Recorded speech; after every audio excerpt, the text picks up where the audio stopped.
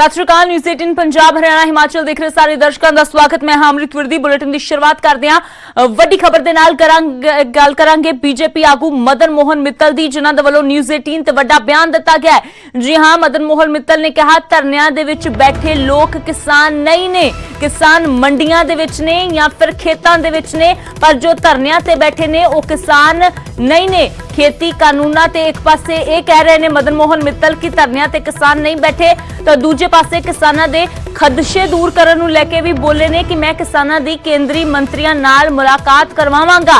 केंद्र ने कदे भी आड़तियां नूं खत्म करन दी गल नहीं कही है, साडी सरकार विचोलियां नूं खत्म करना चाहुंदी है। मदन मोहन मित्तल ने कहा कि केंद्र ने कदे भी संघी ढांचे ते हमला नहीं किया है। तां बीजेपी दे कौमी प्रधान जेपी नड्डा तो बाद हुण पंजाब बीजेपी दी लीडरशिप ने भी किसानां दे अंदोलन ते सवाल चुकने खड़े कर दिते ने। मदन मोहन मित्तल दे वल्लों कहा गया है कि जो धरनियां ते ने, जो ट्रैक ते ने, जो टोल प्लाजा ते ने, वो किसान नहीं ने। असल किसान खेतां दे विच है, असल किसान मंडियां दे विच है।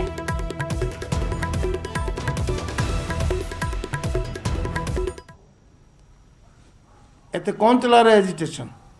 या कांग्रेस चला रही है या जेडे मिलिटेंट समझ एंटर कर भी वो चला रहे हैं? बंदा तो भी किसान तो है ही नहीं कितने एजिटेशन।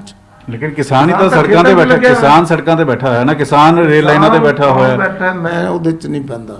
ਤੁਸੀਂ ਕੌਣ, ਤੁਸੀਂ ਕਹਿ ਰਹੇ ਹੋ ਕਿਸਾਨ ਨਹੀਂ ਬੈਠੇ? मैं किसानों ਦੇ ਨਾਲ। तो कौन बैठा फिर? किसान नहीं बैठा तो फिर कौन बैठा? पार्टी किसानों ਦੇ ਨਾਲ। नहीं, लेकिन रेल लाइनों ते कौन बैठा है? अगर ਤੁਸੀਂ कह रहे हो किसान, ਹੁਣ ਕਿਹਨੂੰ ਬਿਠਾਇਆ ਵਾ ਸਾਨੂੰ नहीं पता कौन बैठे हैं, लेकिन किसान ਜਿਹੜਾ है वो खेतां 'ਚ है। ਤੇ ਜਿਹੜੇ ਇਹ ਟੋਲ ਪਲਾਜ਼ਾ ਤੇ ਬੈਠੇ, ਸੜਕਾਂ ਤੇ ਬੈਠੇ, ਸ਼ੰਭੂ ਬਾਰਡਰ ਤੇ ਬੈਠੇ ਆ, ਜਿਹੜੇ ਰੇਲ ਲਾਈਨਾਂ ਤੇ ਬੈਠੇ, यूनियन वाले बंदे बैठे, यूनियन वाले कुछ और रल मिल के बंदे बैठे हैं। किसान ਜਿਹੜਾ असली किसान है वो नहीं बैठे। असली किसान तो खेत 'ਚ या मंडी 'ਚ है। सो इस करके मैं बेनती करूँगा कि किसानों ਨੂੰ भी बेनती करना कि ਤੁਸੀਂ अपनी हद ਦੇ अंदर ਰਹੋ। ਤੁਸੀਂ ਰਾਵਣ ਦਾ ਪੰਜਾਬ ਦੀ ਧਰਤੀ ਤੇ ਤੁਸੀਂ मोदी साहब ਨੂੰ ਰਾਵਣ ਨਾਲ ਮਿਲਾਤਾ, ਕਿਹੜਾ ਸ਼ਰਮਸਾਰ ਕੰਮ ਹੈ। और ये कोई लीडर बोलिया नहीं है। राहुल गांधी भी बोलिया, उन्हें भी क्रिटिसाइज नहीं किया, इसकी निंदा नहीं की।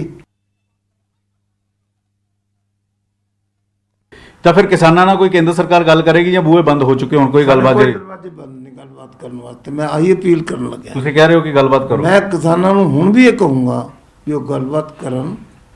ਗੱਲਬਾਤ ਦੇ ਦਰਵਾਜ਼ੇ ਕਦੇ ਸਰਕਾਰ ਬੰਦ ਨਹੀਂ ਕਰਦੀ। ਅਗਰ ਸੋਧ ਦੀ ਜ਼ਰੂਰਤ ਪਈ ਤਾਂ ਸੋਧ ਕੀਤਾ ਜਾਏਗਾ ਨਵੇਂ ਕਾਨੂੰਨਾਂ 'ਚ।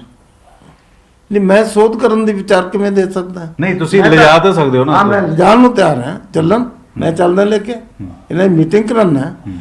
ਗੌਰਮੈਂਟ ਜਿਹੜੀ ਹੈ ਕਦੇ ਵੀ ਗੱਲਬਾਤ ਦੇ ਦਰਵਾਜ਼ੇ ਬੰਦ ਨਹੀਂ ਕਰਦੀ। ਇਹਨਾਂ ਨੇ ਹੁਣ ਜਿਹੜੀ ਇਹਨਾਂ ਦੀ ਮੀਟਿੰਗ ਹੋਈ ਹੈ, ਉਹ ਤਾਂ ਮੀਟਿੰਗ ਤਾਂ ਅੰਡਰਸਟੈਂਡਿੰਗ ਦੀ ਵੀ ਸੈਕਟਰੀ ਨਾਲ ਹੋਣੀ। ਇਹਨਾਂ ਪਤਾ ਸੀ ਵੀ ਜ਼ਰੂਰ ਸੈਕਟਰੀ ਨੂੰ ਮਿਲ ਕੇ ਆਉਣਾ। ਕਿਹੜੀ ਏਜੰਸੀ ਦੇ ਥਰੂ ਗਏ ਮੈਨੂੰ ਨਹੀਂ ਪਤਾ। ਹੁਣ ਤੁਸੀਂ ਮੀਟਿੰਗ ਮੰਤਰੀ ਨਾਲ ਕਰਾਓਗੇ, ਸੈਕਟਰੀ ਨਾਲ ਕਰਾਓਗੇ? ਅਸੀਂ ਜਿੱਦ ਉੱਥੇ ਮੰਤਰੀ ਨਾਲ ਹੀ ਮੀਟਿੰਗ ਹੋਊਗੀ। ਮੰਤਰੀ ਨਾਲ ਕਰਾਓਗੇ? ਸੈਕਟਰੀ ਨਾਲ ਤਾਂ ਕਰੇ, ਮੰਤਰੀ ਨਾਲ ਕਰਾਣਾ, ਪਰ ਕਰਨ ਨੂੰ ਤਿਆਰ ਤਾਂ ਹੋਣ। ਉਹ ਤਾਂ ਕਹਿੰਦੇ ਸੀ ਜਾਣਾ ਹੀ ਨਹੀਂ, ਕਿਸੇ ਨਾਲ ਗੱਲ ਹੀ ਨਹੀਂ ਕਰਨੀ, ਮੰਤਰੀ ਇੱਥੇ ਆਵੇ। ਇੱਥੇ ਮੀਟਿੰਗ ਕਿਵੇਂ ਹੋ ਜੂਗੀ ਮੈਨੂੰ ਦੱਸੋ, ਕਿਵੇਂ ਹੋਊਗੀ? ਇੱਥੇ ਬਾਅਦ ਕਰੋ ਮੰਤਰੀ ਪੰਜਾਬ ਭਵਨ 'ਚ ਆ ਜਾਂਦਾ, ਉੱਥੇ ਘਰੋਂ ਦੇ ਮਾਹੌਲ ਬਣ ਜਾਵੇ, ਫਿਰ ਕੌਣ ਜ਼ਿੰਮੇਦਾਰ ਹੋਊਗਾ? ਇਸ ਕਰਕੇ ਗੱਲ ਤਾਂ ਜਦੋਂ ਵੀ ਹੋਏਗੀ ਤਾਂ ਪੀਸਫੁਲ ਐਟਮੋਸਫੇਅਰ 'ਚ ਹੋਊਗੀ। ਔਰ ਪੀਸਫੁਲ ਐਟਮੋਸਫੇਅਰ ਕ੍ਰੀਏਟ ਕਰਨਾ ਪੰਜਾਬ ਸਰਕਾਰ ਔਰ ਕਿਸਾਨਾਂ ਦੇ ਐਜੀਟੇਸ਼ਨ ਜਿਹੜੇ ਚਲਾ ਰਹੇ ਉਹਨਾਂ ਦੀ ਜ਼ਿੰਮੇਵਾਰੀ ਹੈ। ਅੱਜ ਕਿਸਾਨਾਂ ਨੇ ਜਾਂ ਕਾਂਗਰਸ ਨੇ, मैं तो कहूँगा कांग्रेस ने पुतले जलवाए, और पुतले जलवान दे विच अगे कांग्रेस लगी ना, किसानों का लेना है। किसानों ने पुतले नहीं चलाए। इसलिए मैं सब तो पहले कांग्रेस में यह कहना चाहूँगा कि तुम तो वैसे ही शर्म या चकती तुसी। वो प्रधानमंत्री बीजेपी का, जिस आदमी ने प्रधानमंत्री की सहुं चुक ली वो तो देश का प्रधानमंत्री है। और उन्होंने आप ऐलान किया भी हाँ असं चलाया, मानते हैं। MLA कह रहे मन कहता, एक यूथ कांग्रेस का प्रधान कहता, और एक MP थोड़ा पता नहीं क्या बोली जाता, बिट्टू उन्होंने पता नहीं क्या खुआवा रहे हैं। बयान सिंह तो नज़र उन्होंने आ नहीं सकता, क्योंकि बयान सिंह नज़र आता फिर वो इदा नहीं बोल सकता। ਸੋ ਇਸ ਕਰਕੇ ਇਹ ਕਾਂਗਰਸ ਬੁਖਲਾ ਇਸ ਤੋਂ ਪਹਿਲਾਂ ਬੀਜੇਪੀ ਦੇ ਕੌਮੀ ਪ੍ਰਧਾਨ ਜੇਪੀ ਨੱਡਾ ਦੇ ਵੱਲੋਂ ਕਿਹਾ ਗਿਆ ਕਿ ਜੋ ਪੰਜਾਬ ਦੇ ਵਿੱਚ ਧਰਨੇ ਦੇ ਰਹੇ ਨੇ ਉਹ ਕਿਸਾਨ ਨਹੀਂ ਨੇ, ਵਿਚੋਲੀਏ ਨੇ। ਤਾਂ ਹੁਣ ਮਦਨ ਮੋਹਨ ਮਿੱਤਲ ਦੇ ਵੱਲੋਂ ਇਸ ਤਰ੍ਹਾਂ ਦਾ ਬਿਆਨ ਦਿੱਤਾ ਕਿ ਐਸੇ ਦਾ ਰੁਖ ਕਰਦੇ ਹਾਂ। ਪੰਕਜ ਕਪਾਹੀ ਮੇਰੇ ਸਹਿਯੋਗੀ ਲਾਈਵ ਜੁੜੇ ਨੇ। ਤਾਂ ਪੰਕਜ, ਹੁਣ ਪੰਜਾਬ ਬੀਜੇਪੀ ਦੀ ਲੀਡਰਸ਼ਿਪ ਵੀ ਵਿਵਾਦਿਤ ਬਿਆਨ ਦੇਣ ਲੱਗ ਗਈ ਹੈ। ਇਸੇ ਦੇ ਤੌਰ ਤੇ ਮਦਨ ਮੋਹਨ ਮਿੱਤਲ ਦਾ ਬਿਆਨ ਕਿ ਜੋ ਧਰਨਿਆਂ ਤੇ ਨੇ ਉਹ ਅਸਲ ਕਿਸਾਨ ਨਹੀਂ ਨੇ, ਜਾਂ ਤਾਂ ਯੂਨੀਅਨਾਂ ਦੇ ਆਗੂ ਨੇ ਜਾਂ ਮਿਲੀਟੈਂਟਸ ਨੇ, ਕਾਫੀ ਵੱਡਾ ਤੇ ਵਿਵਾਦਿਤ ਬਿਆਨ ਇਸ ਨੂੰ ਕਿਹਾ ਜਾ ਸਕਦਾ ਹੈ। ਨਿਸ਼ਚਿਤ ਤੌਰ ਤੇ ਅੰਮ੍ਰਿਤ ਲਗਾਤਾਰ ਜਿਸ ਤਰੀਕੇ ਨਾਲ ਭਾਜਪਾ ਲੀਡਰਸ਼ਿਪ ਦੇ ਬਿਆਨ ਆ ਰਹੇ ਆ, ਪਹਿਲਾਂ ਕੇਂਦਰ ਦੀ ਜਿਹੜੀ ਲੀਡਰਸ਼ਿਪ ਦੇ ਬਿਆਨ ਆਏ, ਹੁਣ ਪੰਜਾਬ ਲੀਡਰਸ਼ਿਪ ਪਹਿਲੀ ਵਾਰ ਬੋਲੀ ਔਰ ਸਾਫ਼ ਤੌਰ ਤੇ ਮਦਨ ਮੋਹਨ ਮਿੱਤਲ ਇਹ ਕਹਿੰਦੇ ਹੋਏ ਨਜ਼ਰ ਆਏ ਕਿ ਕਿਸਾਨ ਜਿਹੜੇ ਨੇ ਜਾਂ ਤਾਂ ਖੇਤਾਂ 'ਚ ਬੈਠੇ ਹੋਏ ਨੇ ਜਾਂ ਮੰਡੀਆਂ 'ਚ ਬੈਠੇ ਹੋਏ ਨੇ, ਜਿਹੜੇ ਪ੍ਰੋਟੈਸਟ ਕਰ ਰਹੇ ਨੇ ਉਹ ਕਿਸਾਨ ਨਹੀਂ ਨੇ, ਬਲਕਿ ਉਹਨਾਂ ਨੇ ਇੱਥੋਂ ਤੱਕ ਕਹਿ ਦਿੱਤਾ ਕਿ ਜਾਂ ਤਾਂ ਯੂਨੀਅਨ ਨੇ ਜਾਂ ਫਿਰ ਉਸ ਤੋਂ ਵੀ ਉੱਪਰ ਮਦਨ ਮੋਹਨ ਮਿੱਤਲ ਬੋਲਦੇ ਹੋਏ ਨਜ਼ਰ ਆਏ। ਔਰ ਇਹੀ ਨਹੀਂ ਬਲਕਿ ਉਹਨਾਂ ਨੇ ਇਹ ਵੀ ਕਿਹਾ ਕਿ ਜਿਹੜੇ ਪੁਤਲੇ ਵੀ ਫੂਕੇ ਗਏ ਦੁਸ਼ਹਿਰੇ ਦੇ ਮੌਕੇ ਉਹ ਮੰਦਭਾਗਾ ਵਾ, ਔਰ ਇਸ ਤਰੀਕੇ ਨਾਲ ਪੁਤਲੇ ਫੂਕਣਾ ਦਰਸਾਉਂਦਾ ਹੈ ਕਿ ਕਿਸ ਤਰੀਕੇ ਨਾਲ ਮੌਜੂਦਾ ਪੰਜਾਬ ਦੀ ਜਿਹੜੀ ਸਰਕਾਰ ਹੈ ਉਹ ਇਸ ਮਾਹੌਲ ਨੂੰ ਵਿਗਾੜਨ ਦੀ ਕੋਸ਼ਿਸ਼ ਦੇ ਵਿੱਚ ਇਸ ਵੇਲੇ ਜੁਟੀ ਹੋਈ ਹੈ। ਤਾਂ ਪੰਕਜ, ਸਿੱਧੇ ਤੌਰ ਤੇ ਬੀਜੇਪੀ ਆਪਣੇ ਹੀ ਬਿਆਨਾਂ ਦੇ ਵਿੱਚ ਉਲਝਦੀ ਹੋਈ ਨਜ਼ਰ ਆ ਰਹੀ ਹੈ। ਇੱਕ ਪਾਸੇ ਬੀਜੇਪੀ ਕਹਿ ਰਹੀ ਹੈ ਕਿ ਕਿਸਾਨਾਂ ਨੂੰ ਕਾਂਗਰਸ ਗੁੰਮਰਾਹ ਕਰ ਰਹੀ ਹੈ ਤੇ ਜਾਣਬੁੱਝ ਕੇ ਕਿਸਾਨਾਂ ਨੂੰ ਟਰੈਕ ਤੇ ਬਿਠਾਇਆ ਹੋਇਆ ਹੈ, ਯਾਨੀ ਕਿ ਬੀਜੇਪੀ ਮੰਨ ਰਹੀ ਹੈ ਕਿ ਜੋ ਟਰੈਕ ਰੋਕ ਕੇ ਨੇ ਕਾਂਗਰਸ ਦੇ ਇਸ਼ਾਰੇ ਤੇ ਉਹ ਕਿਸਾਨ ਹੀ ਨੇ। ਤਾਂ ਦੂਜੇ ਪਾਸੇ ਬੀਜੇਪੀ ਕਹਿ ਰਹੀ ਹੈ ਕਿਸਾਨ ਮੰਡੀਆਂ ਦੇ ਵਿੱਚ ਨੇ, ਜਿਹੜੇ ਧਰਨੇ ਦੇ ਰਹੇ ਨੇ ਉਹ ਤਾਂ ਕਿਸਾਨ ਹੀ ਨਹੀਂ ਨੇ। ਬਿਲਕੁਲ ਅੰਮ੍ਰਿਤ, ਕਿਉਂਕਿ ਲਗਾਤਾਰ ਵਜ਼ਾਰਤ ਵਿੱਚ ਕੇਂਦਰ ਦੀ ਵਜ਼ਾਰਤ 'ਚ ਜਿਹੜੇ ਮੰਤਰੀ ਬੈਠੇ ਨੇ ਉਹ ਵੀ ਕਹਿ ਰਹੇ ਨੇ ਕਿ ਗੱਲਬਾਤ ਕਿਸਾਨਾਂ ਦੇ ਨਾਲ ਕਰਨ ਦੇ ਲਈ ਅਸੀਂ ਤਿਆਰ ਹਾਂ, ਲੇਕਿਨ ਦੂਜੇ ਪਾਸੇ ਜਦੋਂ ਪ੍ਰੋਟੈਸਟ ਚੱਲ ਰਿਹਾ, ਔਰ ਪ੍ਰੋਟੈਸਟ ਇੱਕ ਹਫ਼ਤਾ 2 ਹਫ਼ਤੇ ਨਹੀਂ ਬਲਕਿ ਪਿਛਲੇ 1 ਮਹੀਨੇ ਤੋਂ ਪ੍ਰੋਟੈਸਟ ਚੱਲ ਰਿਹਾ ਹੈ, ਔਰ ਪ੍ਰੋਟੈਸਟ ਸਿਰਫ ਸੜਕਾਂ ਦੇ ਉੱਤੇ ਨਹੀਂ ਬਲਕਿ ਭਾਜਪਾ ਆਗੂਆਂ ਦੇ ਜਿਹੜੇ ਘਰ ਨੇ ਪੰਜਾਬ ਦੇ ਵਿੱਚ ਉਹਨਾਂ ਦਾ ਵੀ ਘਿਰਾਵ ਜਿਹੜਾ ਵਾ ਉਹ ਕੀਤਾ ਹੋਇਆ, ਪੱਕੇ ਤੌਰ ਤੇ ਮੋਰਚੇ ਜਿਹੜੇ ਨੇ ਉਹ ਲਗਾਏ ਹੋਏ ਨੇ। ਤਾਂ ਅਜਿਹੇ 'ਚ ਭਾਜਪਾ ਦੇ ਆਗੂਆਂ ਨੂੰ ਸਮਝ ਨਹੀਂ ਆ ਰਿਹਾ ਕਿ ਇਹਨਾਂ ਨੂੰ ਕਿਸਾਨ ਜਥੇਬੰਦੀਆਂ ਕਹੀਏ ਜਾਂ ਫਿਰ ਇਹਨਾਂ ਨੂੰ ਕੁਝ ਹੋਰ ਕਹੀਏ, ਔਰ ਲਗਾਤਾਰ ਇੱਕ ਤੋਂ ਬਾਅਦ ਇੱਕ ਬਿਆਨ ਜਿਹੜੇ ਨੇ ਉਹ ਨਿਕਲ ਕੇ ਸਾਹਮਣੇ ਆ ਰਹੇ ਨੇ। ਔਰ ਦੂਜੇ ਪਾਸੇ ਕਿਸਾਨ ਵੀ ਲਗਾਤਾਰ ਇਹ ਕਹਿ ਰਹੇ ਨੇ ਕਿ ਜਦੋਂ ਤੱਕ ਉਹਨਾਂ ਦੀਆਂ ਮੰਗਾਂ ਨਹੀਂ ਮੰਨੀਆਂ ਗਈਆਂ ਪ੍ਰੋਟੈਸਟ ਜਿੰਨਾ ਮਰਜ਼ੀ ਲੰਬਾ ਚੱਲੇ ਉਸੇ ਤਰੀਕੇ ਨਾਲ ਲੰਬਾ ਚੱਲੇਗਾ। ਇੱਥੋਂ ਤੱਕ ਤਾਂ ਕਿਸਾਨਾਂ ਨੇ ਹੁਣ ਦਿੱਲੀ ਘਿਰਾਵ ਦੀ ਗੱਲ ਵੀ ਜਿਹੜੀ ਉਹ ਕਹਿ ਦਿੱਤੀ ਹੈ, ਕਹਿ ਦਿੱਤਾ ਕਿ 26-27 ਨਵੰਬਰ ਨੂੰ ਦਿੱਲੀ ਜਾਇਆ ਜਾਏਗਾ, 5 ਤਰੀਕ ਨੂੰ ਪੂਰਾ ਚੱਕਾ ਜਾਮ ਜਿਹੜਾ ਵਾ ਪੂਰੇ ਮੁਲਕ ਭਰ ਦੇ ਵਿੱਚ ਕੀਤਾ ਜਾਏਗਾ। ਤਾਂ ਇਹ ਅੰਦੋਲਨ ਲਗਾਤਾਰ ਦੇਖਣ ਚ ਆ ਰਿਹਾ ਕਿ ਵੱਧਦਾ ਹੋਇਆ ਨਜ਼ਰ ਆ ਰਿਹਾ। ਔਰ ਭਾਜਪਾ ਦੇ ਆਗੂ ਹੁਣ ਕਹਿ ਰਹੇ ਨੇ ਕਿ ਮੰਤਰੀ ਚੰਡੀਗੜ੍ਹ ਨਹੀਂ ਆਣਗੇ, ਅਗਰ ਮੰਤਰੀਆਂ ਦੇ ਨਾਲ ਮੁਲਾਕਾਤ ਕਰਨੀ ਹੈ ਤਾਂ ਅਸੀਂ ਦਿੱਲੀ ਜਿਹੜਾ ਵਾ ਕਿਸਾਨਾਂ ਨੂੰ ਲੈ ਕੇ ਜਾਣ ਨੂੰ ਤਿਆਰ ਹਾਂ। ਲੇਕਿਨ ਇਸ ਤਰੀਕੇ ਦੇ ਜੋ ਬਿਆਨ ਆਣੇ, ਇੱਕ ਤੋਂ ਬਾਅਦ ਇੱਕ ਬਿਆਨ ਆਣੇ, ਉਹ ਕਿਸਾਨਾਂ ਨੂੰ ਜ਼ਰੂਰ ਇਸ ਵੇਲੇ ਆਹਤ ਪਹੁੰਚਾ ਰਹੇ ਨੇ। ਬਿਲਕੁਲ ਪੰਕਜ, ਤੇ ਇਹ ਜੋ ਬਿਆਨ ਨੇ ਜ਼ਾਹਿਰ ਜੀ ਗੱਲ ਹੈ ਕਿ ਬੀਜੇਪੀ ਦੀਆਂ ਮੁਸ਼ਕਲਾਂ ਵਧਾਉਣ ਵਾਲੇ ਵੀ ਨੇ। ਜੇਕਰ 2022 ਦੇ ਨਾਲ ਇਸ ਨੂੰ ਜੋੜ ਕੇ ਦੇਖਿਆ ਜਾਵੇ ਤਾਂ ਇੱਕ ਪਾਸੇ ਤਾਂ ਪਹਿਲਾਂ ਹੀ ਅਕਾਲੀ ਦਲ ਦੇ ਨਾਲ ਨਾਤਾ ਤੋੜ ਚੁੱਕਾ ਹੈ ਬੀਜੇਪੀ, ਆਪਣੇ ਦਮ ਤੇ ਕਹਿ ਚੁੱਕਾ ਹੈ ਕਿ ਅਸੀਂ 2022 ਦੇ ਵਿੱਚ ਲੜਾਂਗੇ ਵੀ, ਸਾਰੀਆਂ ਸੀਟਾਂ ਤੇ ਜਿੱਤ ਵੀ ਹਾਸਲ ਕਰਾਂਗੇ। ਪਰ ਸਿਆਸੀ ਸਮੀਕਰਨ ਜੇਕਰ ਦੇਖੇ ਜਾਣ ਤਾਂ ਬੀਜੇਪੀ ਦੇ ਲਈ ਬਹੁਤ ਵੱਡੀ ਚੁਣੌਤੀ ਹੈ। ਕਿਸਾਨ ਇੱਕ ਵੱਡਾ ਵੋਟ ਬੈਂਕ ਨੇ, ਜੇਕਰ ਉਹੀ ਨਾਰਾਜ਼ ਰਹੇ ਤਾਂ ਬੀਜੇਪੀ ਦੇ ਲਈ ਕਾਫੀ ਔਖੀ ਸਥਿਤੀ ਬਣ ਸਕਦੀ ਹੈ।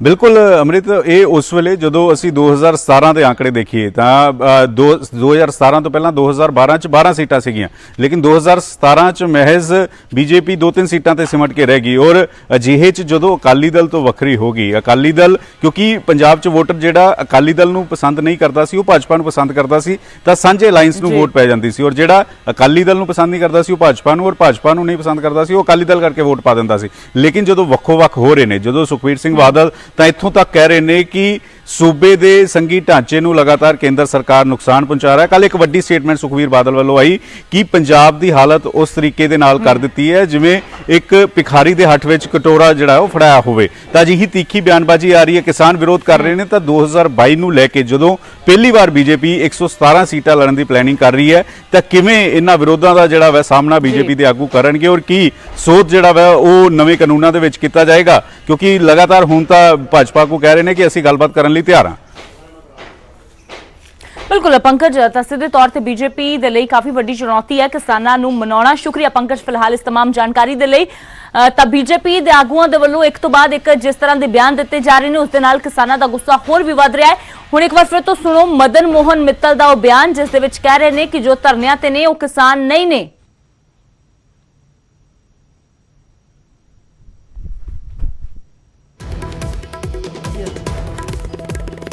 ਜਾਂ ਜਿਹੜੇ ਮਿਲੀਟੈਂਟ ਸਮਝ ਐਂਟਰ ਕਰਕੇ ਉਹ ਚਲਾ ਰਹੇ,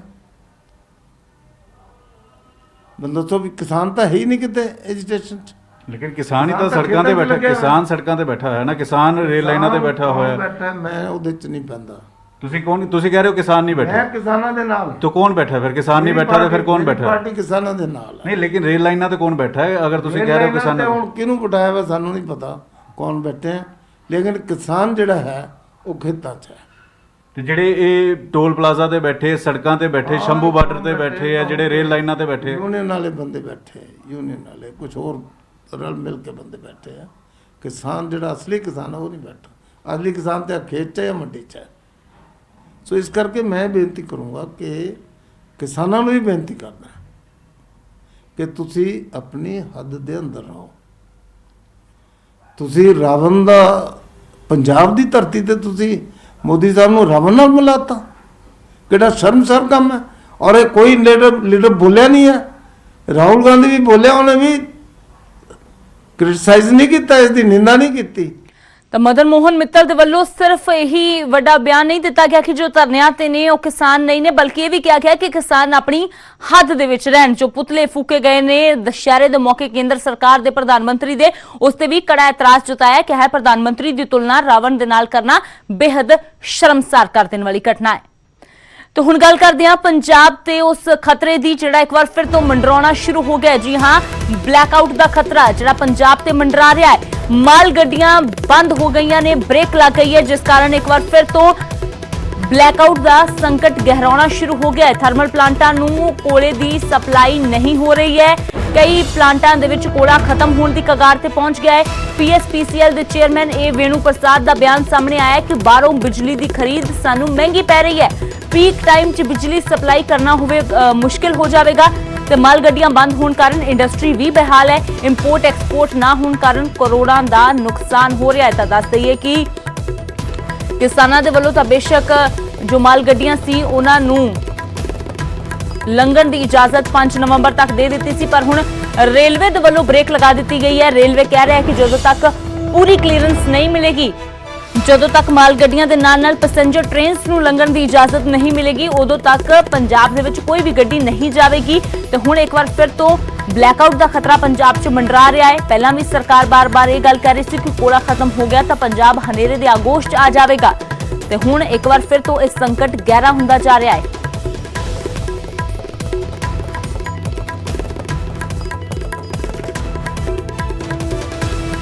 बड़ा प्रभाव पिया पंजाब की इंडस्ट्री ते।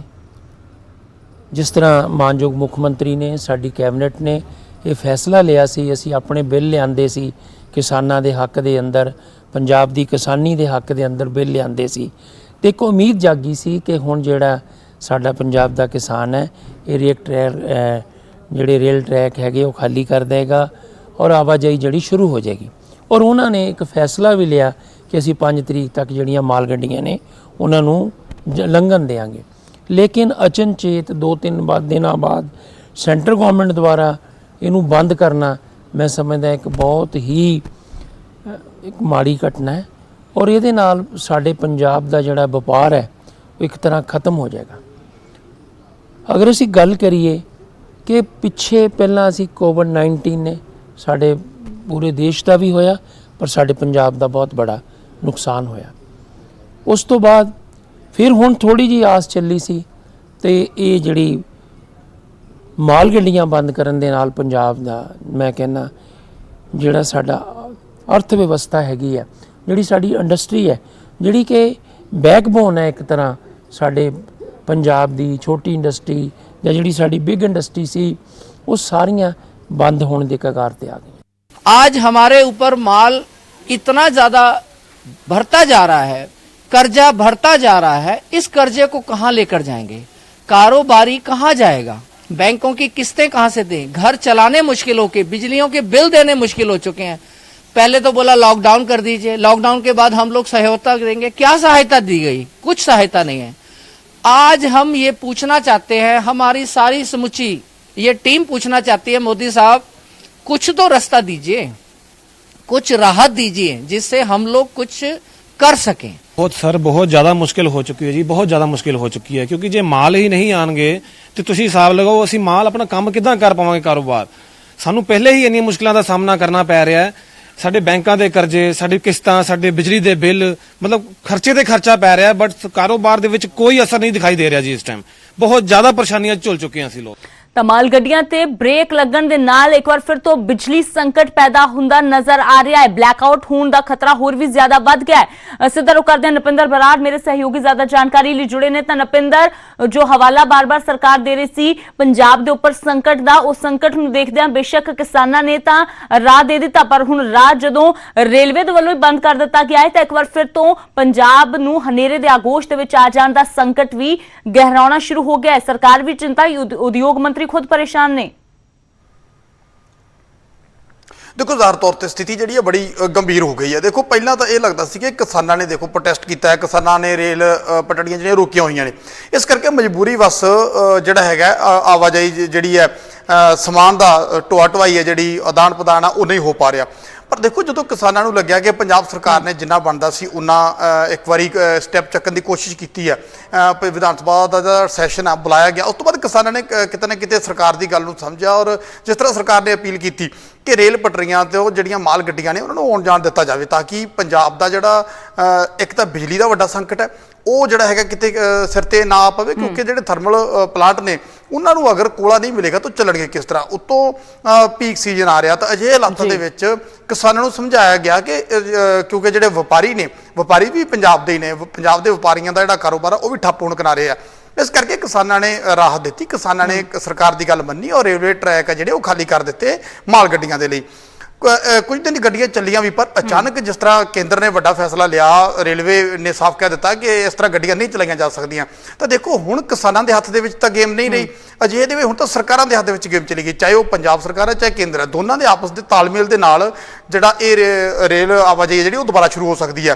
तो हुण अगर सीधे तौर पर किसानों का निशाना लाया जाए तो वो क्योंकि किसान साफ कर चुके हैं, किसान कहते हैं कि असीं आपदी मंगां नूं लैके प्रोटेस्ट कर रहे हैं और असीं इजाजत भी दे दी, असीं मंग तुहाडी बन भी लई, असीं रेलवे ट्रैक खाली भी कर दिते, पर जेकर सरकारां दी आपसी जिहड़ा ताना बाना वो उलझ जाए, जे पंजाब और केंद्र सरकार दा आपसी जिहड़ा ताना बाना है वो उहदे विच उलझ के अगर माल गड्डियां नहीं चल पा रही तो वो एक वड्डा संकट है। हालांकि पंजाब सरकार केंद्र दे नाल गलबात लगातार कर रही है कि माल गड्डियां जिहड़ियां ने चलाईयां जाण, पर केंद्र पंजाब ते अपना तर्क दे रहा है कि रेलवे ट्रैक क्लीयर पर नपिंदर हुण गल सिर्फ माल गड्डियां तक सीमित नहीं रह गई, क्योंकि हुण रेलवे दे वल्लों सीधे तौर ते पूर्ण क्लीयरेंस दी मांग की जा रही है, यानी कि हुण ये भी कंडीशन है कि माल गड्डियां दे नाल नाल पैसेंजर ट्रेन्स नूं भी चलाउण दी इजाजत दी जाए, फिर ही माल गड्डियां जिहड़ियां ने वो आ जाणगियां। हुण गल माल गड्डियां दे नाल नाल पैसेंजर ते भी पहुंच गई है। देखो ज़ाहिर तौर पर इस तरह का जोड़ा है मंग की है रेलवे ने, पर देखो पंजाब सरकार साफ तौर पर कह रही है कि अगर तुम इस तरह की मंग तां करते हो जो पंजाब में कोई ऐसी अणसकावी घटना वापरी हो।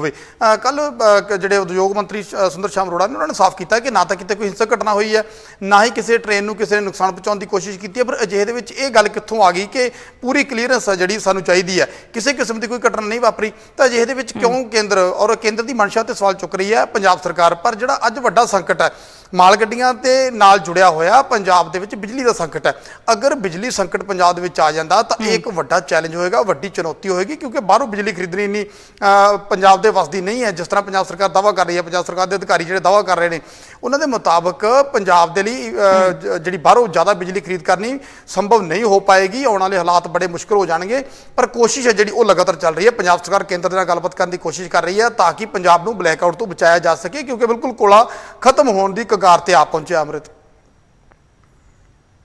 बिल्कुल नपिंदर, तो जाहिर जी गल है कि वड्डा संकट एक जरूर गहराउणा शुरू हो गया है। उस संकट नूं देखदे बेशक किसानां ने तो राहत दित्ती सी, पर हुण रेलवे दे वल्लों जो फैसला लिया गया है उस दे नाल आफत जरूर बरकरार है। अर्शदीप अर्शी भी मेरे सहयोगी जुड़े हुए ने। अर्शदीप, सीधे तौर ते उद्योग बंद होने की कगार ते ने, क्योंकि एक तो लंबा समा कोरोना के कारण पहला तो ही कामकार नहीं चले, फैक्ट्रियां बंद रही, इंडस्ट्री बंद रही, हुण जदों वापस इंडस्ट्री खुली है तो यह भी व्यापारियों नूं परेशानी है कि माल स्टोर करके कित्थे रखा जाए। दूजे पासे बिजली संकट हुण खड़ा हुंदा नजर आ रहा है। संकट की गल करिए तो कोड़ा बिल्कुल खत्म होने की कगार ते है, जिवें रविंदर दस रहे सीगे। जिहड़े चेयरमैन ने ਇਹ ਵੇਣੂ ਪ੍ਰਸਾਦ ਜੀ ਉਹਨਾਂ ਨੇ ਦੱਸਿਆ ਕਿ ਕੋਲਾ ਬਿਲਕੁਲ ਖਤਮ ਹੋਣ ਦੀ ਕਗਾਰ ਤੇ ਹੈ। ਬਾਹਰੋਂ ਬਿਜਲੀ ਖਰੀਦੀ ਜਾ ਰਹੀ ਹੈ ਲੇਕਿਨ ਉਹ ਸਸਟੇਨੇਬਲ ਨਹੀਂ ਹੈਗਾ। ਉਸ ਦੇ ਨਾਲ ਫਾਈਨੈਂਸ਼ੀਅਲ ਲਾਸਸ ਵੀ ਸਟੇਟ ਨੂੰ ਝੱਲਣੇ ਪੈ ਰਹੇ ਨੇ ਤੇ ਦੂਸਰਾ ਉਸ ਦੇ ਨਾਲ ਬਾਹਰੋਂ ਜਿਹੜੀ ਬਿਜਲੀ ਲੈਂਦੇ ਆ ਉਹ ਉਸ ਦੇ ਨਾਲ ਫਲਕਚੁਏਸ਼ਨ ਬਹੁਤ ਜ਼ਿਆਦਾ ਹੁੰਦੀ ਆ। ਉਹਨਾਂ ਦਾ ਕਹਿਣਾ ਸੀਗਾ ਕਿ ਜੇ ਇਹੀ ਹਾਲਾਤ ਰਹੇ ਤਾਂ ਪੀਕ ਆਵਰਸ ਜਿਹੜੇ ਹੋਣਗੇ ਉਸ ਦੇ ਵਿੱਚ ਸਪਲਾਈ ਦੇਣੀ ਮੁਸ਼ਕਿਲ ਹੋ ਜਾਵੇਗੀ। ਸਿੱਧਾ ਜਿਹਾ ਇਸ਼ਾਰਾ ਇਹੀ ਹੈ ਕਿ ਬਿਜਲੀ ਦੀ ਹੁਣ ਖਾਸ ਕਰਕੇ ਸਮੱਸਿਆ ਆ ਸਕਦੀ ਹੈ, ਬਿਜਲੀ ਬੰਦ ਹੋ ਸਕਦੀ ਹੈ। ਪੰਜਾਬ ਜਿਸ ਤਰ੍ਹਾਂ ਤੁਸੀਂ ਕਿਹਾ ਕਿ ਬਲੈਕ ਆਊਟ ਦੀ ਜਿਹੜੀ ਸਿਚੁਏਸ਼ਨ ਹੈਗੀ ਹੈ ਉਹ ਉਸ ਕਿਸਮ ਦੀ ਬਣ ਸਕਦੀ ਹੈ। ਪੀਕ ਆਵਰਸ ਦੇ ਵਿੱਚ ਕੱਟ ਲਾਏ ਜਾ ਸਕਦੇ ਨੇ। ਇਹ ਸਿਚੁਏਸ਼ਨ ਫਿਲਹਾਲ ਬਣਦੀ ਨਜ਼ਰ ਆ ਰਹੀ ਹੈ। ਜੀ ਅੰਮ੍ਰਿਤ। ਬਿਲਕੁਲ ਅਰਸ਼ਿਤ, ਕਿਉਂਕਿ ਕਈ ਜਿਹੜੇ ਪਲਾਂਟ ਨੇ ਉੱਥੇ ਕੋਲਾ ਖਤਮ ਹੋਣ ਦੀ ਕਗਾਰ ਤੇ ਹੁਣ ਸਿੱਧੇ ਤੌਰ ਤੇ ਜਿਹੜੀ ਇਹ ਲੜਾਈ ਕਹਿ ਲਓ ਉਹ ਕਿਸਾਨਾਂ ਵਰਸਸ ਕੇਂਦਰ ਸਰਕਾਰ ਦੀ ਨਹੀਂ ਬਲਕਿ ਹੁਣ ਇਸ ਦੇ ਵਿੱਚ ਪੰਜਾਬ ਸਰਕਾਰ ਵਰਸਸ ਕੇਂਦਰ ਸਰਕਾਰ ਨਜ਼ਰ ਆ ਰਹੀ ਹੈ। ਕਿਉਂਕਿ ਬੇਸ਼ੱਕ ਕੈਪਟਨ ਅਮਰਿੰਦਰ ਸਿੰਘ ਕਹਿ ਰਹੇ ਨੇ ਅਸੀਂ ਗੱਲ ਕਰ ਰਹੇ ਹਾਂ, ਪਰ ਰੇਲਵੇ ਤਾਂ ਸਪਸ਼ਟ ਕਰ ਰਹੀ ਹੈ ਕਿ ਸਾਡੀ ਤਾਂ ਸਿਰਫ ਇੱਕੋ ਹੀ ਗੱਲ ਹੈ ਜਿਹੜੀ ਅਸੀਂ ਸਾਫ਼ ਸ਼ਬਦਾਂ ਦੇ ਵਿੱਚ ਕਹਿ ਦਿੱਤੀ ਹੈ, ਕਲੀਅਰੈਂਸ ਦਿਓ ਤੇ ਗੱਡੀਆਂ ਚਲਾ ਲਓ। ਪਰ ਗੱਡੀਆਂ ਮਾਲ ਗੱਡੀਆਂ ਵੀ ਉਦੋਂ ਚੱਲਣਗੀਆਂ ਜਦੋਂ ਨਾਲ ਪੈਸੇਂਜਰ ਦੀ ਵੀ ਇਜਾਜ਼ਤ ਦਿਓਗੇ। ਬਿਲਕੁਲ ਅੰਮ੍ਰਿਤ ਗਏ ਸੀਗੇ ਰੇਲ ਪਟੜੀਆਂ ਦੇ ਉੱਤੇ। ਉਸ ਤੋਂ ਬਾਅਦ ਜਦ ਪੰਜਾਬ ਸਰਕਾਰ ਨੇ ਵਿਧਾਨ ਸਭਾ ਦੇ ਵਿੱਚ ਬਿੱਲ ਪਾਸ ਕੀਤੇ ਤਾਂ ਉਹਨਾਂ ਵੱਲੋਂ ਇੱਕ ਕਿਸਮ ਦੀ ਛੋਟ ਦਿੱਤੀ ਗਈ ਸੀ ਕਿ ਇੱਕ ਮਾਲ ਗੱਡੀਆਂ ਨੂੰ ਲੰਘਣ ਦੀ ਇਜਾਜ਼ਤ ਦੇਣਗੇ ਤੇ ਲੇਕਿਨ ਕੁਝ ਜਗ੍ਹਾਵਾਂ ਦੇ ਉੱਤੇ ਮਾਲ ਗੱਡੀਆਂ ਰੋਕੀਆਂ ਗਈਆਂ। ਉਸ ਤੋਂ ਬਾਅਦ ਜਿਹੜਾ ਹੈਗਾ ਰੇਲਵੇ ਨੇ ਫੈਸਲਾ ਲਿਆ ਕਿ ਜਿਹੜੀਆਂ ਗੱਡੀਆਂ ਹੈਗੀਆਂ ਨੇ ਉਹ ਬੰਦ ਕੀਤੀਆਂ ਜਾਣਗੀਆਂ, ਲੇਕਿਨ ਉਸ ਦਾ ਸਿੱਧਾ ਪ੍ਰਭਾਵ ਜਿਹੜਾ ਹੈਗਾ ਉਹ ਨਜ਼ਰ ਆਉਣਾ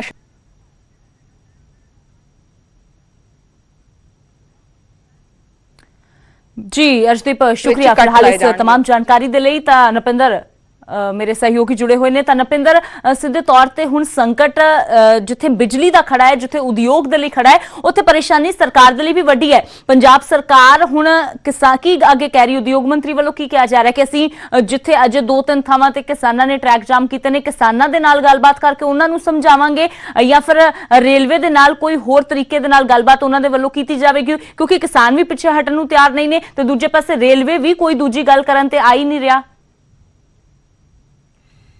देखो जी पंजाब सरकार की फिलहाल कोशिश ये है कि केंद्र नाल गलबात की जाए। केंद्र के नाल चिट्ठी पत्र जिहड़ा कीता जा रहा है उन्होंने गलबात की जा रही है। पंजाब के फूड एंड सप्लाई मंत्री भारत भूषण आशू नाल भी कल साडी गलबात हुई। उन्होंने भी कहा कि असीं मैं केंद्रीय मंत्री जिहड़े ने उन्हां तों समा मंगिया, मुख मंत्री ने अलग तो समा मंगिया, उद्योग मंत्री जिहड़े वो अलग तो कह रहे हैं कि मैं कोशिश कर रहा। तो फिलहाल केंद्र के नाल गलबात करने की कोशिश की जा रही है, पर नाल ही ये भी कहा जा रहा है कि केंद्र पंजाब के किसानों की गल मन्ने, क्योंकि किसान अगर प्रोटेस्ट कर रहे हैं तो वो अपनी जायज़ मंगां नूं लैके कर रहे हैं। इस तरह का दावा कल सुंदर श्याम अरोड़ा ने किया। उन्होंने कहा कि देखो असी साडी इंडस्ट्री जिहड़ी आ वो बंद होने की कगार ते है, पर फिर भी असी कहने हैं कि साडी इंडस्ट्री भी जिहड़ी किसानी नाल जुड़ी हुई है, साडे जिहड़े किसान ने उन्हां दी मंग मन्नी जावे, उन्हां दी गल ते गौर किया जाए। जिहड़े केंद्रीय कानून ने उन्होंने एक बारी जिहड़ा हैगा रोकिया जाए जां उहदे विच अमेंडमेंट की जाए। इस तरह पंजाब सरकार के मंत्रियों का दावा है और नाल ही कोशिश ये फिलहाल चल रही है कि केंद्र दे नाल गलबात की जाए, रेल मंत्रालय दे नाल गलबात की जाए, ताकि किसान, क्योंकि किसान तो पहले ही कह चुके थे कि रेलवे ट्रैक असीं खाली कर दिते, पर इस तरह अगर तुसीं किसानां दा पंजाब सरकार दे नहीं लगता कि पंजाब सरकार दे इन्ना हत्थ दे विच होवेगा कि केंद्र किसी किस्म की गलबात ना करे ते पंजाब दे किसान आ जिहड़े वो पंजाब सरकार दे आखे ला के पूरी तरह प्रोटेस्ट जिहड़ा खत्म कर देण, ये इन्ना आसान नहीं होवेगा। इस करके पंजाब सरकार केंद्र दे नाल गलबात करने की कोशिश कर रही है ताकि विच दा रस्ता जिहड़ा हैगा वो कढिया जा सके। अमृत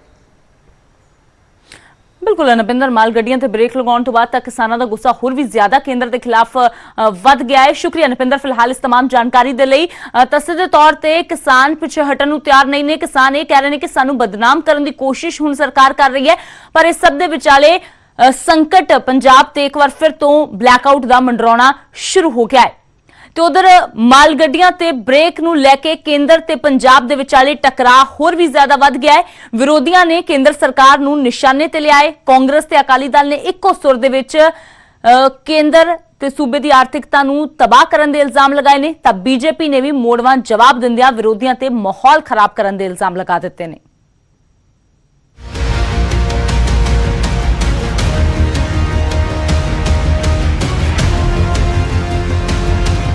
खेती कानूनों के विरोध तो शुरू हुई तकरार हुण केंद्र बनाम स्टेट बन गई है। कांग्रेस ते अकाली दल ने केंद्र सरकार ते पंजाब की आर्थिक नाकेबंदी करने के इल्जाम लाए ने। पंजाब कांग्रेस प्रधान सुनील जाखड़ ने कहा कि केंद्र पंजाब के नाल मतरिया सलूक कर रही है।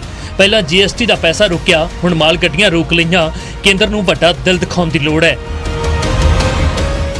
पहला साडी GST के फंड सी वो रोके गए, ਉਹਦੇ ਬਾਅਦ ਹੁਣ ਗੱਡੀਆਂ ਰੋਕੀਆਂ ਜਾ ਰਹੀਆਂ। ਅਸੀਂ ਜਿਸ ਤਰ੍ਹਾਂ ਦਾ ਪੁਰਾਣੇ ਬਾਹਰ ਮੁਲਕਾਂ ਦੇ ਆਪਸ 'ਚ ਅਮਰੀਕਾ ਈਰਾਨ ਜਾਂ ਅਮਰੀਕਾ ਦਾ ਕਿਊਬਾ ਨਾਲ ਜਦੋਂ ਪਿਆ ਸੀ ਉਦੋਂ ਸੁਣਿਆ ਸੀਗਾ ਇਕਨੋਮਿਕ ਸੈਂਕਸ਼ਨਸ, ਉਦੋਂ ਇਹ ਸ਼ਬਦ ਸੁਣ 'ਚ ਆਏ ਸੀ ਬਲੌਕੇਡ।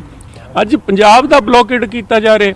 ਕੱਲ ਕਿਤੇ ਕਹਿ ਦੇਣਗੇ ਵੀ ਪੰਜਾਬ ਦਾ ਕਹਿੰਦਾ ਮੱਕੀ ਦਾ ਸਾਗ, ਮੱਕੀ ਦੀ ਰੋਟੀ ਤੇ ਸਰੋਂ ਦਾ ਸਾਗ ਬੰਦ ਕਰ ਦਿਓ ਹਿੰਦੁਸਤਾਨ 'ਚ, ਕਿਉਂਕਿ ਉਹਨਾਂ ਦਾ ਟਿਕਟੌਕ ਬੈਨ ਕਰਤਾ ਸੀ। ਪੰਜਾਬ ਦੀ ਸਰੋਂ ਦਾ ਸਾਗ ਬੰਦ ਕਰ ਦਿਓ।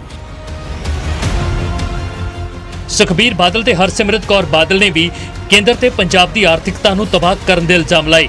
ਸੁਖਬੀਰ ਬਾਦਲ ਨੇ ਕਿਹਾ ਕਿ ਮਾਲ ਗੱਡੀਆਂ ਰੋਕ ਕੇ ਪੰਜਾਬ ਦੀ ਆਰਥਿਕ ਨਾਕੇਬੰਦੀ ਕੀਤੀ ਗਈ ਹੈ। ਇਸ ਫੈਸਲੇ 'ਚੋਂ ਬਦਲੇ ਦੀ ਬੋ ਆਉਂਦੀ ਹੈ, ਖਾਸ ਕਰਕੇ ਉਹਨਾਂ ਕਿਸਾਨਾਂ ਦੇ ਖਿਲਾਫ ਜੋ ਆਰਥਿਕ ਇਨਸਾਫ ਦੀ ਮੰਗ ਕਰ ਰਹੇ ਨੇ। ਹਰਸਿਮਰਤ ਕੌਰ ਬਾਦਲ ਨੇ ਵੀ ਕਿਹਾ ਕਿ ਕੇਂਦਰ ਪੰਜਾਬ ਨੂੰ ਧੱਕੇ ਦੇ ਨਾਲ ਝੁਕਾਉਣਾ ਚਾਹੁੰਦਾ ਹੈ। ਪਹਿਲਾਂ ਖੇਤੀ ਵਿਰੋਧੀ ਕਾਨੂੰਨ ਲਿਆਂਦੇ, ਫਿਰ ਮਾਲ ਗੱਡੀਆਂ ਰੋਕੀਆਂ, ਹੁਣ ਕੇਂਦਰੀ ਟੈਕਸਾਂ 'ਚੋਂ ਸੂਬੇ ਦਾ ਹਿੱਸਾ ਘਟਾ ਕੇ ਪੰਜਾਬ ਦੀ ਆਰਥਿਕਤਾ ਤਬਾਹ ਕਰਕੇ ਸੂਬੇ ਨੂੰ ਖਤਰੇ ਵੱਲ ਧੱਕਿਆ ਜਾ ਰਿਹਾ ਹੈ। ਅਕਾਲੀ ਦਲ ਤੇ ਕਾਂਗਰਸ ਦੇ ਇਲਜ਼ਾਮਾਂ ਤੇ ਬੀਜੇਪੀ ਨੇ ਵੀ ਜਵਾਬ ਦਿੱਤਾ ਹੈ। ਕੇਂਦਰੀ ਮੰਤਰੀ ਪੀਯੂਸ਼ ਗੋਇਲ ਨੇ ਕਿਹਾ ਕਿ ਪੰਜਾਬ ਸਰਕਾਰ ਟਰੈਕ ਖਾਲੀ ਕਰਵਾਏ, ਰੇਲ ਤੇ ਰੇਲ ਮੁਲਾਜ਼ਮਾਂ ਦੀ ਸੁਰੱਖਿਆ ਦੀ ਜ਼ਿੰਮੇਵਾਰੀ ਲਵੇ। ਕੇਂਦਰ ਟ੍ਰੇਨਾਂ ਚਲਾਉਣ ਨੂੰ ਤਿਆਰ ਹੈ, ਜਦਕਿ ਪੰਜਾਬ ਬੀਜੇਪੀ ਦਾ ਇਲਜ਼ਾਮ ਹੈ ਕਿ ਕਾਂਗਰਸ ਨੇ ਖੁਦ ਕਿਸਾਨਾਂ ਨੂੰ ਰੇਲਵੇ ਟਰੈਕ ਤੇ ਬਿਠਾਇਆ ਹੈ।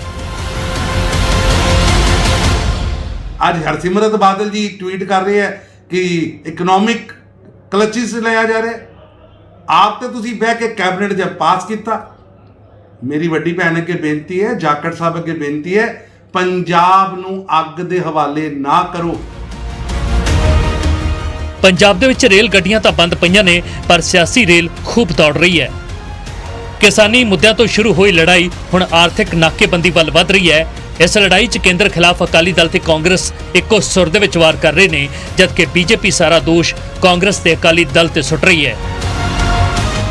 Bureau report, news 18। ਉਧਰ ਖੇਤੀ ਕਾਨੂੰਨਾਂ ਦੇ ਖਿਲਾਫ ਜਿੱਥੇ ਸਿਆਸਤ ਪੱਖੀ ਹੋਈ ਹੈ ਤੇ ਉੱਥੇ ਕਾਂਗਰਸ ਦੇ ਵੱਲੋਂ ਵੀ ਜਾਗਰੂਕਤਾ ਮੁਹਿੰਮ ਚਲਾਈ ਜਾ ਰਹੀ ਹੈ। ਪੰਜਾਬ ਕਾਂਗਰਸ ਪ੍ਰਧਾਨ ਸੁਨੀਲ ਜਾਖੜ ਅੱਜ ਅਜਨਾਲਾ ਪਹੁੰਚਣਗੇ, ਜਿੱਥੇ ਉਹ ਕੇਂਦਰ ਦੇ ਖੇਤੀ ਕਾਨੂੰਨਾਂ ਦੇ ਕਾਰਨ ਕਿਸਾਨੀ ਤੇ ਪੈਣ ਵਾਲੇ ਪ੍ਰਭਾਵਾਂ ਦੇ ਬਾਰੇ ਲੋਕਾਂ ਨੂੰ ਜਾਗਰੂਕ ਵੀ ਕਰਨਗੇ। ਤਾਂ ਅਜਨਾਲਾ ਅੱਜ ਜਾਣਗੇ ਸੁਨੀਲ ਜਾਖੜ ਜਿਨ੍ਹਾਂ ਦੇ ਵੱਲੋਂ ਲਗਾਤਾਰ ਕੇਂਦਰ ਦੇ ਖਿਲਾਫ ਮੋਰਚਾ ਖੋਲ੍ਹਿਆ ਗਿਆ ਹੈ। ਤੰਜ਼ ਕੱਸੇ ਜਾ ਰਹੇ ਨੇ ਜਾਖੜ ਦੇ ਵੱਲੋਂ। ਕੇਂਦਰ ਸਰਕਾਰ ਤੇ ਕਿਹਾ ਗਿਆ ਪਹਿਲਾਂ ਸਾਡਾ GST ਦਾ ਬਕਾਇਆ ਨਹੀਂ ਦਿੱਤਾ, ਉਸ ਤੋਂ ਬਾਅਦ ਇਹ ਖੇਤੀ ਕਾਨੂੰਨ ਆਰਥਿਕ ਤੌਰ ਤੇ ਪਰੇਸ਼ਾਨ ਕਰਨ ਦੀ ਕੋਸ਼ਿਸ਼ ਹੋ ਰਹੀ ਹੈ। ਤਾਂ ਕੀ ਆਉਣ ਵਾਲੇ ਸਮੇਂ ਦੇ ਵਿੱਚ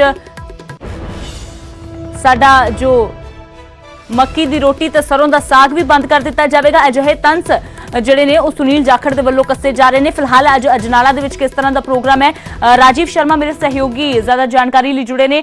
ਤਾਂ ਰਾਜੀਵ, ਲਗਾਤਾਰ ਜਾਖੜ ਦੇ ਵੱਲੋਂ ਕੇਂਦਰ ਤੇ ਨਿਸ਼ਾਨੇ ਸਾਧੇ ਜਾ ਰਹੇ ਨੇ। ਫਿਲਹਾਲ ਜਾਗਰੂਕਤਾ ਪ੍ਰੋਗਰਾਮ ਜੋ ਚਲਾਇਆ ਗਿਆ ਹੈ ਕਾਂਗਰਸ ਦਾ, ਕੀ ਕੁਝ ਉਸ ਦੇ ਬਾਰੇ ਜਾਣਕਾਰੀ? ਅੱਜ ਦੇ ਪ੍ਰੋਗਰਾਮ ਦੇ ਵਿੱਚ ਕਿੱਥੇ ਜਾਣਗੇ ਜਾਖੜ? ਦੇਖੋ ਅੰਮ੍ਰਿਤ, ਕਾਂਗਰਸ ਦੇ ਪ੍ਰਧਾਨ ਸੁਨੀਲ ਜਾਖੜ ਅੱਜ ਸਰਹੱਦੀ ਤਹਿਸੀਲ ਹੈ ਅੰਮ੍ਰਿਤਸਰ ਦੀ ਅਜਨਾਲਾ, ਉਸ ਦੇ ਚਮਿਆਰੀ ਪਿੰਡ ਦੇ ਵਿੱਚ ਇੱਕ ਰੈਲੀ ਦਾ ਆਯੋਜਨ ਕੀਤਾ ਗਿਆ। ਇੱਥੋਂ ਦੇ ਜਿਹੜੇ ਵਿਧਾਇਕ ਨੇ ਹਰਪ੍ਰਤਾਪ ਸਿੰਘ ਅਜਨਾਲਾ, ਉਹਨਾਂ ਵੱਲੋਂ ਇਸ ਰੈਲੀ ਦਾ ਜਿਹੜਾ ਪੂਰਾ ਪ੍ਰਬੰਧ ਕੀਤਾ ਗਿਆ ਔਰ 12:30 ਵਜੇ ਦੇ ਕਰੀਬ ਇਹ ਕਿਹਾ ਜਾ ਰਿਹਾ ਕਿ ਸੁਨੀਲ ਜਾਖੜ ਇੱਥੇ ਪਹੁੰਚਣਗੇ। ਤਾਂ ਜਿਸ ਤਰ੍ਹਾਂ ਸਟੇਜ ਦੇ ਉੱਪਰ ਤੁਸੀਂ ਦੇਖ ਸਕਦੇ ਹੋ ਕਿ ਇੱਕ ਵੱਡਾ ਜੋ ਹੋਰਡਿੰਗ ਲਗਾਇਆ ਗਿਆ, ਉਸ ਦੇ ਉੱਪਰ ਸਿੱਧੇ ਤੌਰ ਤੇ ਇਹ ਗੱਲ ਲਿਖੀ ਗਈ ਹੈ ਕਿ ਵਿਧਾਨ ਸਭਾ ਦੇ ਵਿੱਚ ਜਿਹੜੇ ਬਿੱਲ ਲਿਆਂਦੇ ਗਏ ਉਹ ਇੱਕ ਪੰਜਾਬ ਸਰਕਾਰ ਦੀ ਵੱਡੀ ਉਪਲਬਧੀ ਹੈ। ਕਿਸਾਨਾਂ ਦੇ ਹੱਕ ਦੇ ਵਿੱਚ ਜੋ ਹੈ ਕਾਂਗਰਸ ਸਰਕਾਰ ਨੇ ਆਵਾਜ਼ ਉਠਾਈ ਹੈ। ਜਿਸ ਤਰ੍ਹਾਂ ਦੀ ਜਿਹੜੀ ਸਟੇਟਮੈਂਟ ਸੁਨੀਲ ਜਾਖੜ ਦੀ ਅਸੀਂ ਥੋੜੀ ਦੇਰ ਪਹਿਲਾਂ ਦਰਸ਼ਕਾਂ ਨੇ ਸੁਣੀ ਕਿ ਜਿਸ ਦੇ ਵਿੱਚ ਉਹਨਾਂ ਨੇ ਕਿਹਾ ਕਿ ਕੇਂਦਰ ਸਰਕਾਰ ਦਾ ਵਸ ਚੱਲੇ ਤਾਂ ਉਹ ਪੰਜਾਬੀਆਂ ਦਾ ਜਿਹੜਾ ਸਰੋਂ ਦਾ ਸਾਗ ਔਰ ਮੱਕੀ ਦੀ ਰੋਟੀ ਹੈ ਉਸ ਨੂੰ ਵੀ ਬੈਨ ਕਰ ਸਕਦੀ ਹੈ। ਤਾਂ ਅਜਿਹੀਆਂ ਗੱਲਾਂ ਜਿਹੜੀਆਂ ਨੇ ਉਹ ਹੁਣ ਕਾਂਗਰਸ ਦੇ ਆਗੂ ਲੋਕਾਂ ਦੇ ਵਿੱਚ ਲੈ ਕੇ ਜਾ ਰਹੇ ਨੇ ਔਰ ਲੋਕਾਂ ਨੂੰ ਇਹ ਦੱਸਣ ਦੀ ਕੋਸ਼ਿਸ਼ ਕੀਤੀ ਜਾ ਰਹੀ ਕਿ ਕਾਂਗਰਸ ਜਿਹੜੀ ਆ ਉਹ ਪੰਜਾਬ ਦੇ ਵਿੱਚ ਕਿਸਾਨਾਂ ਦੀ ਹਿਤੈਸ਼ੀ ਹੈ। ਤਾਂ ਭਾਵੇਂ ਦੂਜੀਆਂ ਵੀ ਜਿੰਨੀਆਂ ਪਾਰਟੀਆਂ ਨੇ, ਭਾਵੇਂ ਬੀਜੇਪੀ ਦਾ ਵਿਰੋਧ ਹੋ ਰਿਹਾ, ਤਾਂ ਰਾਜੀਵ, ਕਿਸਾਨ ਹਿਤੈਸ਼ੀ ਆਪਣੇ ਆਪ ਨੂੰ ਸਾਬਿਤ ਕਰ ਰਹੀ ਹੈ ਕਾਂਗਰਸ। ਇਹ ਅਸੀਂ ਦੇਖ ਸਕਦੇ ਹਾਂ ਤੁਹਾਡੇ ਪਿੱਛੇ ਜੋ ਪੋਸਟਰ ਲੱਗਾ ਹੋਇਆ ਹੈ ਕੈਪਟਨ ਅਮਰਿੰਦਰ ਸਿੰਘ ਦਾ, ਉੱਥੇ ਬਕਾਇਦਾ ਕੈਪਟਨ ਦੀ ਫੋਟੋ ਦੇ ਨਾਲ ਕਿਸਾਨੀ ਰਾਖਾ ਲਿਖਿਆ ਗਿਆ ਹੈ।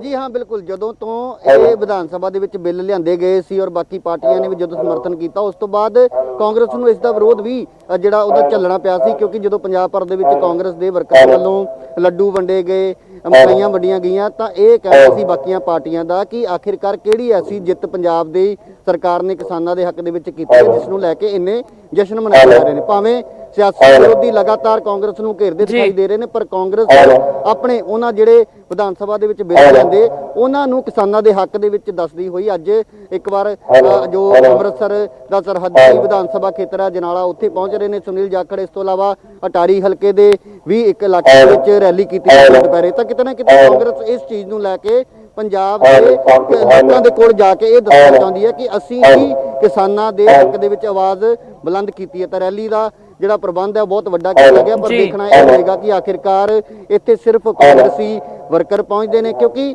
ਇੱਥੇ ਇੱਕ ਸਭ ਤੋਂ ਜਿਹੜੀ ਅਸੀਂ ਕਹਿ ਸਕਦੇ ਹਾਂ ਕਿ ਦਿਲਚਸਪ ਤਸਵੀਰ ਪੰਜਾਬ ਦੇ ਵਿੱਚ ਇਹ ਬਣੀ ਹੋਈ ਹੈ ਕਿ ਇੱਕ ਪਾਸੇ ਅਕਾਲੀ ਦਲ ਵੱਡੇ ਇਕੱਠ ਕਰਕੇ ਦਾਅਵਾ ਕਰਦਾ ਕਿ ਅਸੀਂ ਕਿਸਾਨਾਂ ਦੇ ਨਾਲ ਹੈ, ਕਾਂਗਰਸ ਆਪਣੇ ਪੱਧਰ ਤੇ ਦਾਅਵਾ ਕਰਦੀ, ਆਮ ਆਦਮੀ ਪਾਰਟੀ ਆਪਣੇ ਪੱਧਰ ਤੇ, ਔਰ ਬੀਜੇਪੀ ਭਾਵੇਂ ਇਹਨਾਂ ਦਾ ਵਿਰੋਧ ਪਿੰਡਾਂ ਦੇ ਵਿੱਚ ਹੋਇਆ, ਵਰਚੁਅਲ ਕਾਨਫਰੰਸ ਜਿਹੜੀਆਂ ਲੀਡਰਾਂ ਵੱਲੋਂ ਕੀਤੀਆਂ ਗਈਆਂ ਉਹਨਾਂ ਦੇ ਵਿੱਚ ਵਿਰੋਧ ਕੀਤਾ ਗਿਆ, ਪਰ ਬੀਜੇਪੀ ਵੀ ਅੱਜ ਦੇ ਜਿਹੜੇ ਮੌਜੂਦਾ ਹਾਲਾਤਾਂ ਦੇ ਵਿੱਚ ਇਹੀ ਦਾਅਵਾ ਕਰ ਰਹੀ ਹੈ ਕਿ ਉਹ ਕਿਸਾਨਾਂ ਦੇ ਨਾਲ ਹੈ, ਔਰ ਜੇਕਰ ਉਹ ਵਿਧਾਨ ਸਭਾ ਚੋਣਾਂ ਵੱਖਰੀਆਂ ਲੜ ਰਹੀ ਹੈ ਤਾਂ ਪਿੰਡਾਂ ਦੇ ਵਿੱਚ ਲੋਕਾਂ ਦੇ ਕੋਲ ਜਾਏਗੀ। ਹਾਲਾਂਕਿ ਇਹ ਬਿਲਕੁਲ ਰਾਜੀਵ, ਤਾਂ ਹਰ ਕਿਸੇ ਦੇ ਵੱਲੋਂ ਕਿਸਾਨ ਹਿਤੈਸ਼ੀ ਹੋਣ ਦਾ ਦਾਅਵਾ ਤਾਂ ਕੀਤਾ ਜਾਂਦਾ, ਪਰ ਇਹਨਾਂ ਸਿਆਸੀ ਇਕੱਠਾਂ ਦੇ ਵਿੱਚ ਕਿਸਾਨ ਨਜ਼ਰ ਕਿਸੇ ਵੀ ਪਾਰਟੀ ਦੇ ਨਾਲ ਨਹੀਂ ਆ ਰਹੇ, ਕਿਉਂਕਿ ਕਿਸਾਨ ਸੜਕਾਂ ਤੇ ਨੇ, ਰੇਲਵੇ ਟਰੈਕ ਤੇ ਨੇ, ਤੇ ਕਈ ਥਾਈਂ ਤਾਂ ਕਿਸਾਨਾਂ ਦੇ ਵੱਲੋਂ ਸਿੱਧੇ ਤੌਰ ਤੇ ਬਾਈਕਾਟ ਵੀ ਕੀਤਾ ਗਿਆ ਹੈ ਸਿਆਸੀ ਆਗੂਆਂ ਦਾ।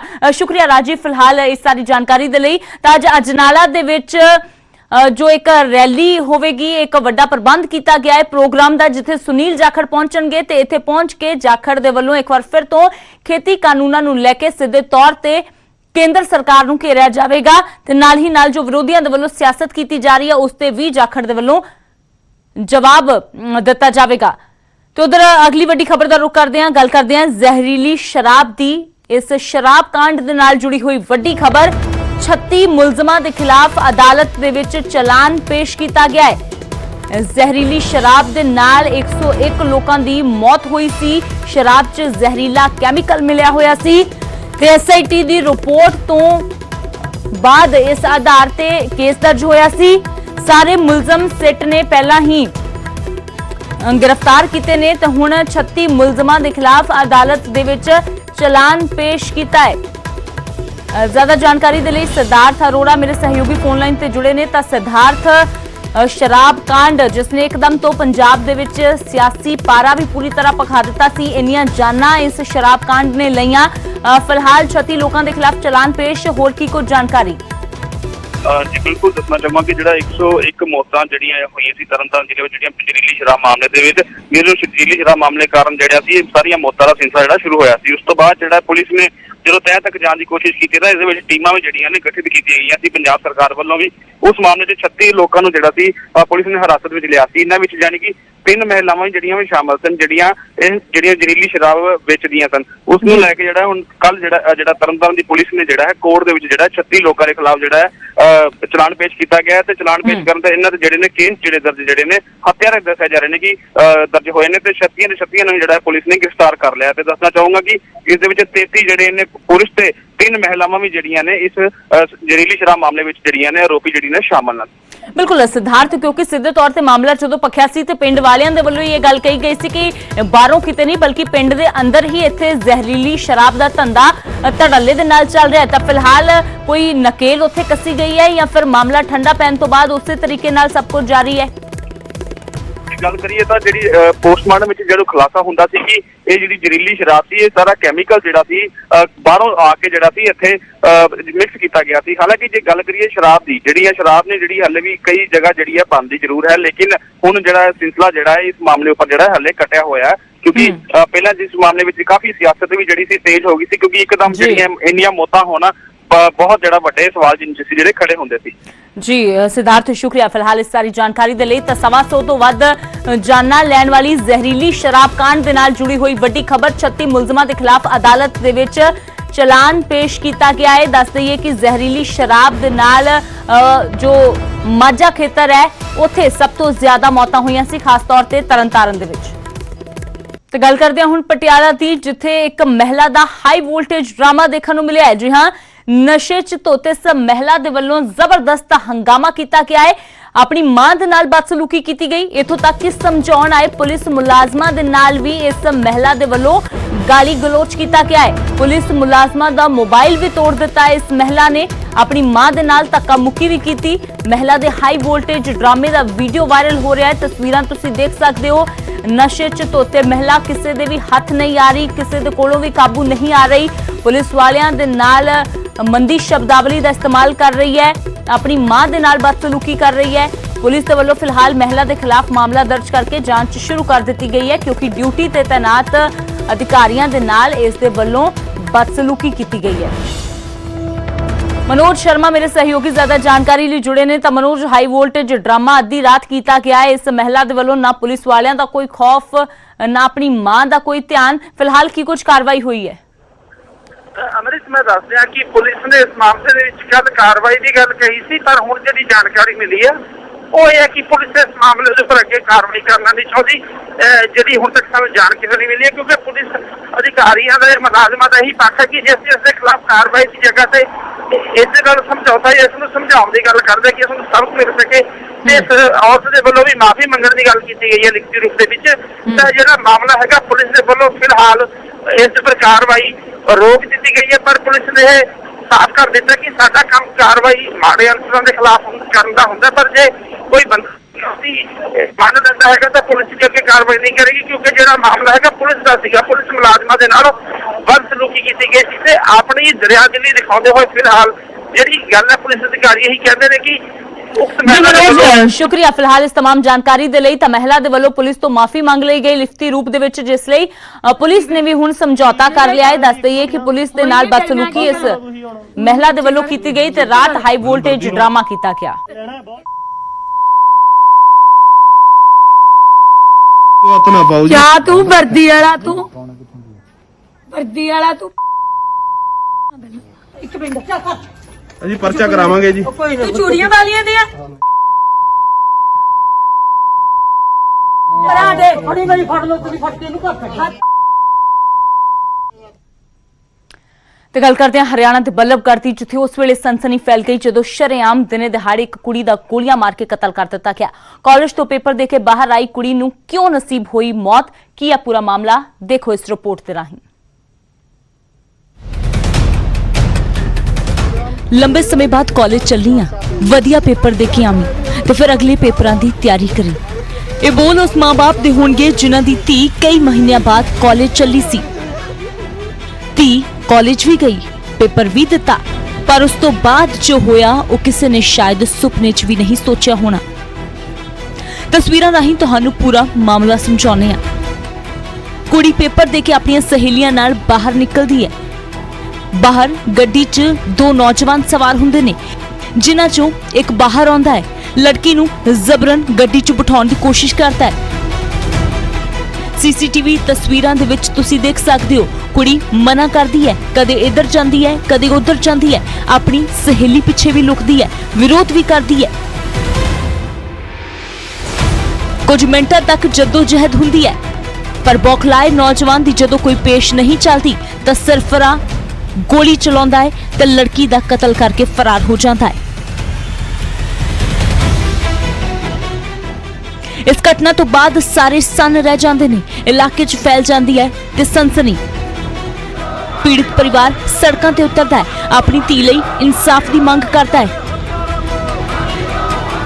परिवार इस मामले नूं लव जिहाद नाल जोड़ता है, कहता है कि लड़का मुस्लिम है ते उन्हां दी धी दा धर्म परिवर्तन करना चाहुंदा सी ते जदों लड़की ने मना कीता तां उसदा कतल कर दिता।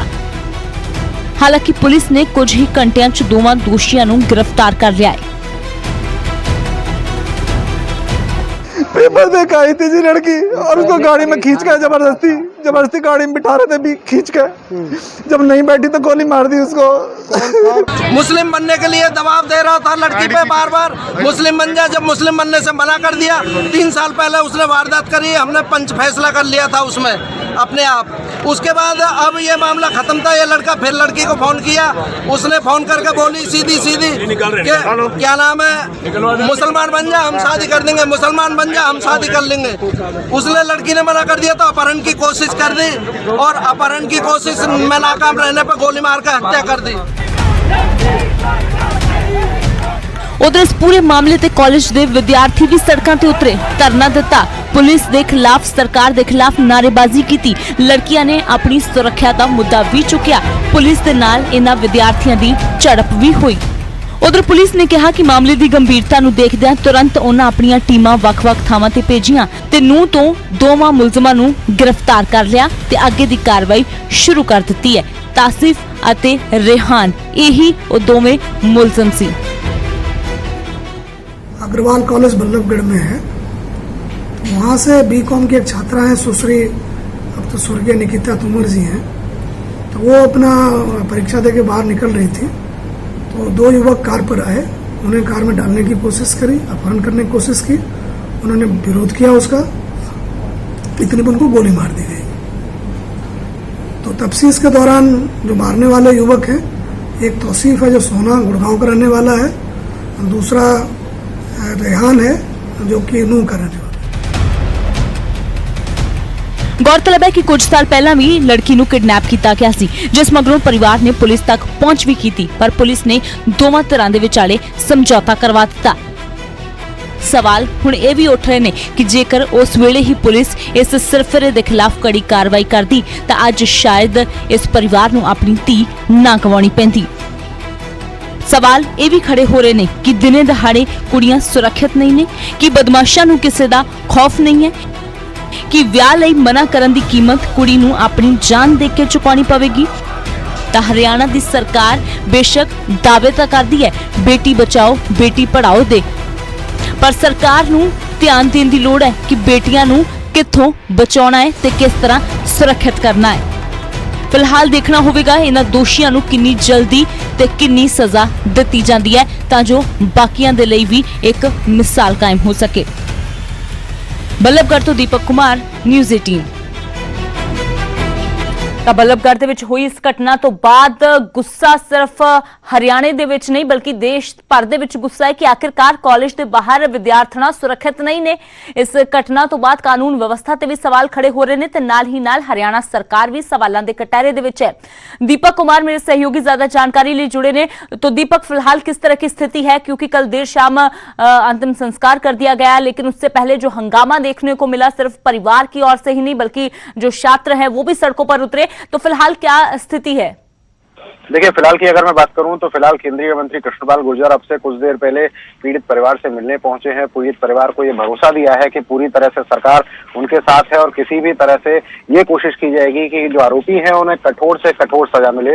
वहीं पुलिस में चूंकि दोनों आरोपियों को रिमांड पर लिया हुआ था, इस दौरान पुलिस उनसे पूछताछ करने में जुटी है।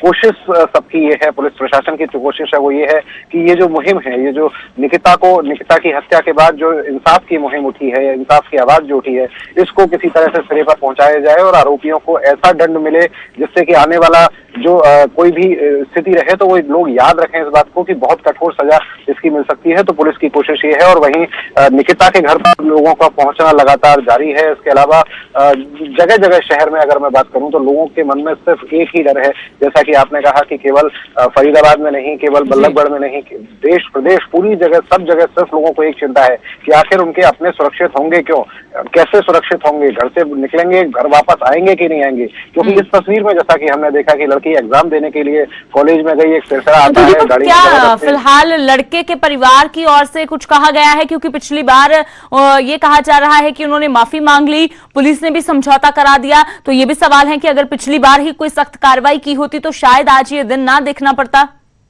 जी बिल्कुल, जो पीड़िता का जो पिता है वो इस बात को लेकर बार बार उनकी आंखें भर आती हैं, बार बार वो रोने लगते हैं इस तरह से कि अगर उन्होंने पहले ये कठोर कार्रवाई की होती, पहले अगर उन्होंने ये समझौता ना किया होता तो शायद आज उनकी बेटी जिंदा होती। क्योंकि पिछली बार मामला दर्ज हुआ था, अपहरण का मामला दर्ज हुआ था और अपहरण के मामले के बाद उन्होंने ये सोच के, जैसा कि वो बता रहे हैं, उन्होंने ये सोच के कि मामला लड़की का है, इसको खत्म कर देते हैं और उन्होंने समझौता इस पूरे मामले में कर लिया था। और आज वो उस दिन को कोस रहे हैं कि आखिर उन्होंने समझौता क्यों किया। वो साफ तौर पर कह रहे हैं कि अगर ऐसी कोई बात किसी परिवार के सामने भी आती है तो डरना नहीं चाहिए, बेटी के साथ जमकर खड़े रहना चाहिए, बेटी का हौसला बढ़ाना चाहिए। अगर उस समय उन्होंने बेटी के साथ वो समझौता ना किया होता और स्थिति अगर वैसी ना बनती तो शायद आज निकिता जिंदा होती। तो फिलहाल की जो स्थिति है बेहद गमगीन स्थिति में बिल्कुल परिवार दीपक, है वो- वाकई ਦੇ ਵਿੱਚ ਸਥਿਤੀ ਕਾਫੀ ਗਮਗੀਨ। ਸ਼ੁਕਰੀਆ ਇਸ तमाम ਜਾਣਕਾਰੀ ਦੇ ਲਈ। ਤਾਂ ਪਰਿਵਾਰ ਇਸ ਗੱਲ ਤੇ ਵੀ ਬਾਰ-ਬਾਰ ਜ਼ਰੂਰ ਮਲਾਲ ਕਰ ਰਿਹਾ ਹੈ ਕਿ ਜੇਕਰ ਪਿਛਲੀ ਵਾਰ ਜਦੋਂ ਇਹ ਹਰਕਤ ਕੀਤੀ ਗਈ ਸੀ ਕਿਡਨੈਪ ਕਰਨ ਦੀ, ਤਾਂ ਉਸ ਵੇਲੇ ਅਗਰ ਕਾਰਵਾਈ ਕੀਤੀ ਹੁੰਦੀ ਤਾਂ ਸ਼ਾਇਦ ਇਹ ਅੱਜ ਦਿਨ ਨਾ ਦੇਖਣਾ ਪੈਂਦਾ। ਤਾਂ ਦੱਸ ਦਈਏ ਕਿ ਜਿਸ ਨੌਜਵਾਨ ਦੇ ਵੱਲੋਂ, ਮੁਲਜ਼ਮ ਦੇ ਵੱਲੋਂ, ਜਿਸ ਦੇ ਵੱਲੋਂ ਕਿਡਨੈਪ ਕਰਕੇ ਕਤਲ ਕੀਤਾ ਗਿਆ, ਉਸ ਦੇ ਵੱਲੋਂ ਪਹਿਲਾਂ ਵੀ 2 ਸਾਲ ਪਹਿਲਾਂ ਕਿਡਨੈਪ ਕੀਤਾ ਗਿਆ ਸੀ। ਗੱਲ ਕਰਦੇ ਹਾਂ ਹੁਣ ਬਰੌਦਾ ਜ਼ਿਮਨੀ ਚੋਣ ਦੇ ਦੰਗਲ ਦੀ, ਜਿਹੜਾ ਪੂਰੀ ਤਰ੍ਹਾਂ ਭਖਿਆ ਹੋਇਆ ਹੈ। 3 ਨਵੰਬਰ ਨੂੰ ਬਰੌਦਾ ਜ਼ਿਮਨੀ ਚੋਣ ਹੋਣ ਜਾ ਰਹੀ ਹੈ। ਇਸ ਤੋਂ ਪਹਿਲਾਂ ਹਰਿਆਣਾ ਦੀਆਂ तमाम ਸਿਆਸੀ ਪਾਰਟੀਆਂ ਜ਼ੋਰ ਸ਼ੋਰ ਨਾਲ ਪ੍ਰਚਾਰ 'ਚ ਜੁਟੀਆਂ ਹੋਈਆਂ ਨੇ। ਬੀਜੇਪੀ, ਕਾਂਗਰਸ, ਇਨੈਲੋ ਸਾਰੀਆਂ ਪਾਰਟੀਆਂ ਦੇ ਦਿੱਗਜ ਆਪੋ ਆਪਣੇ ਉਮੀਦਵਾਰਾਂ ਦੇ ਲਈ ਤਾਬੜਤੋੜ ਰੈਲੀਆਂ ਕਰ ਰਹੇ ਨੇ, ਜਨਤਾ ਤੋਂ ਵੋਟ ਦੀ ਅਪੀਲ ਕਰ ਰਹੇ ਨੇ। ਤਸਵੀਰਾਂ ਤੁਸੀਂ ਦੇਖ ਸਕਦੇ ਹੋ, ਬੀਜੇਪੀ ਹੋਵੇ, ਕਾਂਗਰਸ ਹੋਵੇ ਜਾਂ ਇਨੈਲੋ ਹੋਵੇ, ਆਪੋ ਆਪਣੇ ਕੈਂਡੀਡੇਟ ਦੇ ਲਈ ਵੋਟਾਂ ਮੰਗੀਆਂ, दावे किए जा रहे हैं बड़ौदा के विकास के।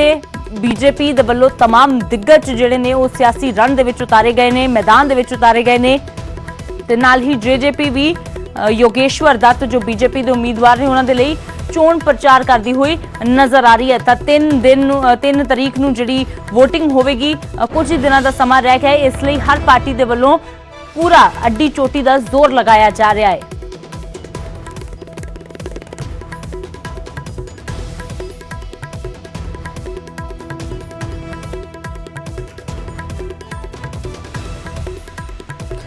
ਤਾਂ ਬਰੌਦਾ ਜ਼ਿਮਨੀ ਚੋਣ ਦਾ दंगल पूरी तरह भखिया होया है। फिलहाल किस तरह दी सियासी सरगर्मियां ने, मनोज कुमार मेरे सहयोगी लाइव जुड़े ने। तो मनोज, कुछ ही दिन बचे हैं, सियासी चुनावी दंगल जो है पूरी तरह से गरमाया हुआ है। फिलहाल सियासी फिजाएं क्या कहती हैं? बरौदा की किसका पलड़ा भारी नजर आ रहा है? बिल्कुल अमृत, देखिए बड़ौदा उपचुनाव को लेकर तमाम राजनीतिक दलों ने अपनी पूरी ताकत यहाँ पर लगाई हुई है। हर पार्टी के दिग्गज इस वक्त चुनावी मैदान में हैं, चाहे भाजपा हो, कांग्रेस हो, इंडियन नेशनल लोकदल हो या जेजेपी हो, जो प्रमुख पार्टियां हरियाणा की, उन्होंने अपनी पूरी जोर यहाँ पर लगा दी है।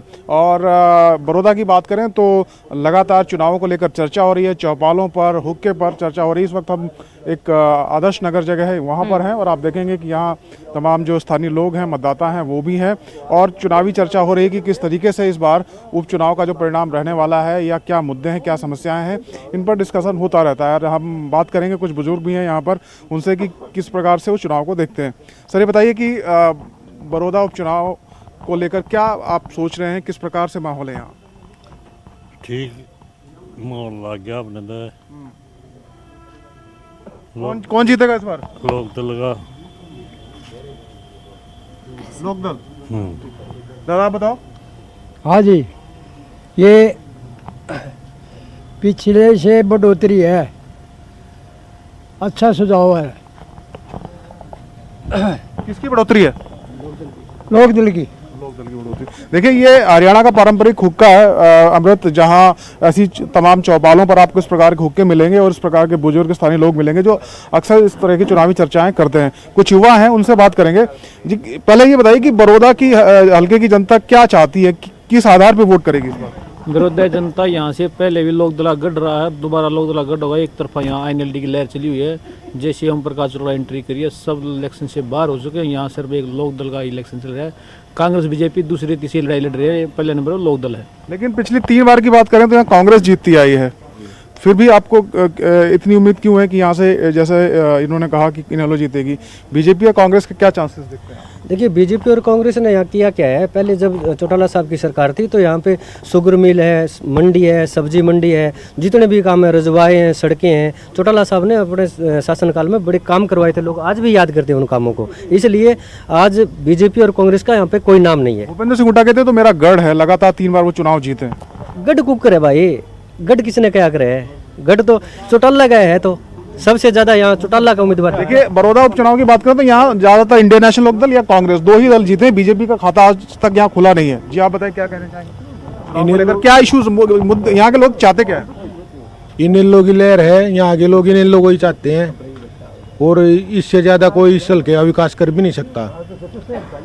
तो स्थानीय लोग हैं, जो ये पारंपरिक तौर पर पहले इंडियन नेशनल तो लोकदल, उसके बाद मनोज, कांग्रेस शायद यहाँ से लगातार बीजेपी जीत का के आई। खाता नहीं खुला है अब तक यहाँ पर, इसीलिए बीजेपी की ओर से इस बार खिलाड़ी कार्ड का इस्तेमाल किया गया है, क्योंकि हरियाणा की धरती खिलाड़ियों की धरती भी कही जाती है। योगेश्वर दत्त को मैदान में उतारकर खिलाड़ियों को अपनी ओर या फिर हरियाणा की जनता को अपनी ओर करने की कोशिश तो बीजेपी कर रही है, और ये भी कह रही है कि पहलवान का दम जरूर देखने को मिलेगा। जी बिल्कुल, देखिए योगेश्वर दत्त पिछली चुनाव भी यहाँ से लड़े थे और इस बार फिर से बीजेपी ने उन पर भरोसा जताया है।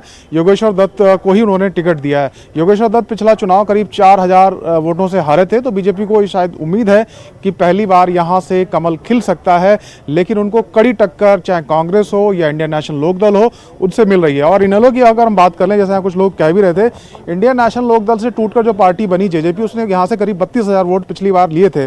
तो इंडियन नेशनल लोकदल को उम्मीद है कि क्योंकि अब जेजेपी बीजेपी के साथ गठबंधन में है, तो वो सारा वोट इधर शिफ्ट हो सकता है। तो इसलिए हम कह सकते हैं कि मुकाबला ट्रायंगुलर भी हमें यहाँ पर देखने को मिल सकता है, अगर जेजेपी अपने वोट नहीं बचा पाई तो।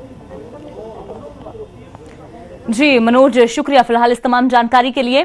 तो बड़ौदा दा जो चोण मैदान है वो पूरी तरह भखिया होया है। हर पार्टी आपो अपनी जित दे बेशक दावे कर रही है, पर जेकर ग्राउंड ते जाके देखा जाए तो इत्थे लहर जिहड़ी है वो इंडियन नेशनल लोकदल दी चल रही है। लोग कह रहे हैं कि इत्थे इनेलो दी जित होगी, बीजेपी ते कांग्रेस दा इत्थे कोई आधार नहीं है। तो हुण गल करदे हां मुक्तसर साहिब दी, जिथे एक शख्स नूं एटीएम दे विच अजनबी तो मदद मंगनी भारी पै गई। मदद पीड़ित नूं 25,000 रुपए दा चूना लगा गई। ठगी करन वाला मुलजम हुण कानून दे शिकंजे दे विच है। देखो इस रिपोर्ट दे राहीं। मदद मंगनी पई भारी, ठगी दा शिकार होया शख्स, 25,000 दा लग्या चूना।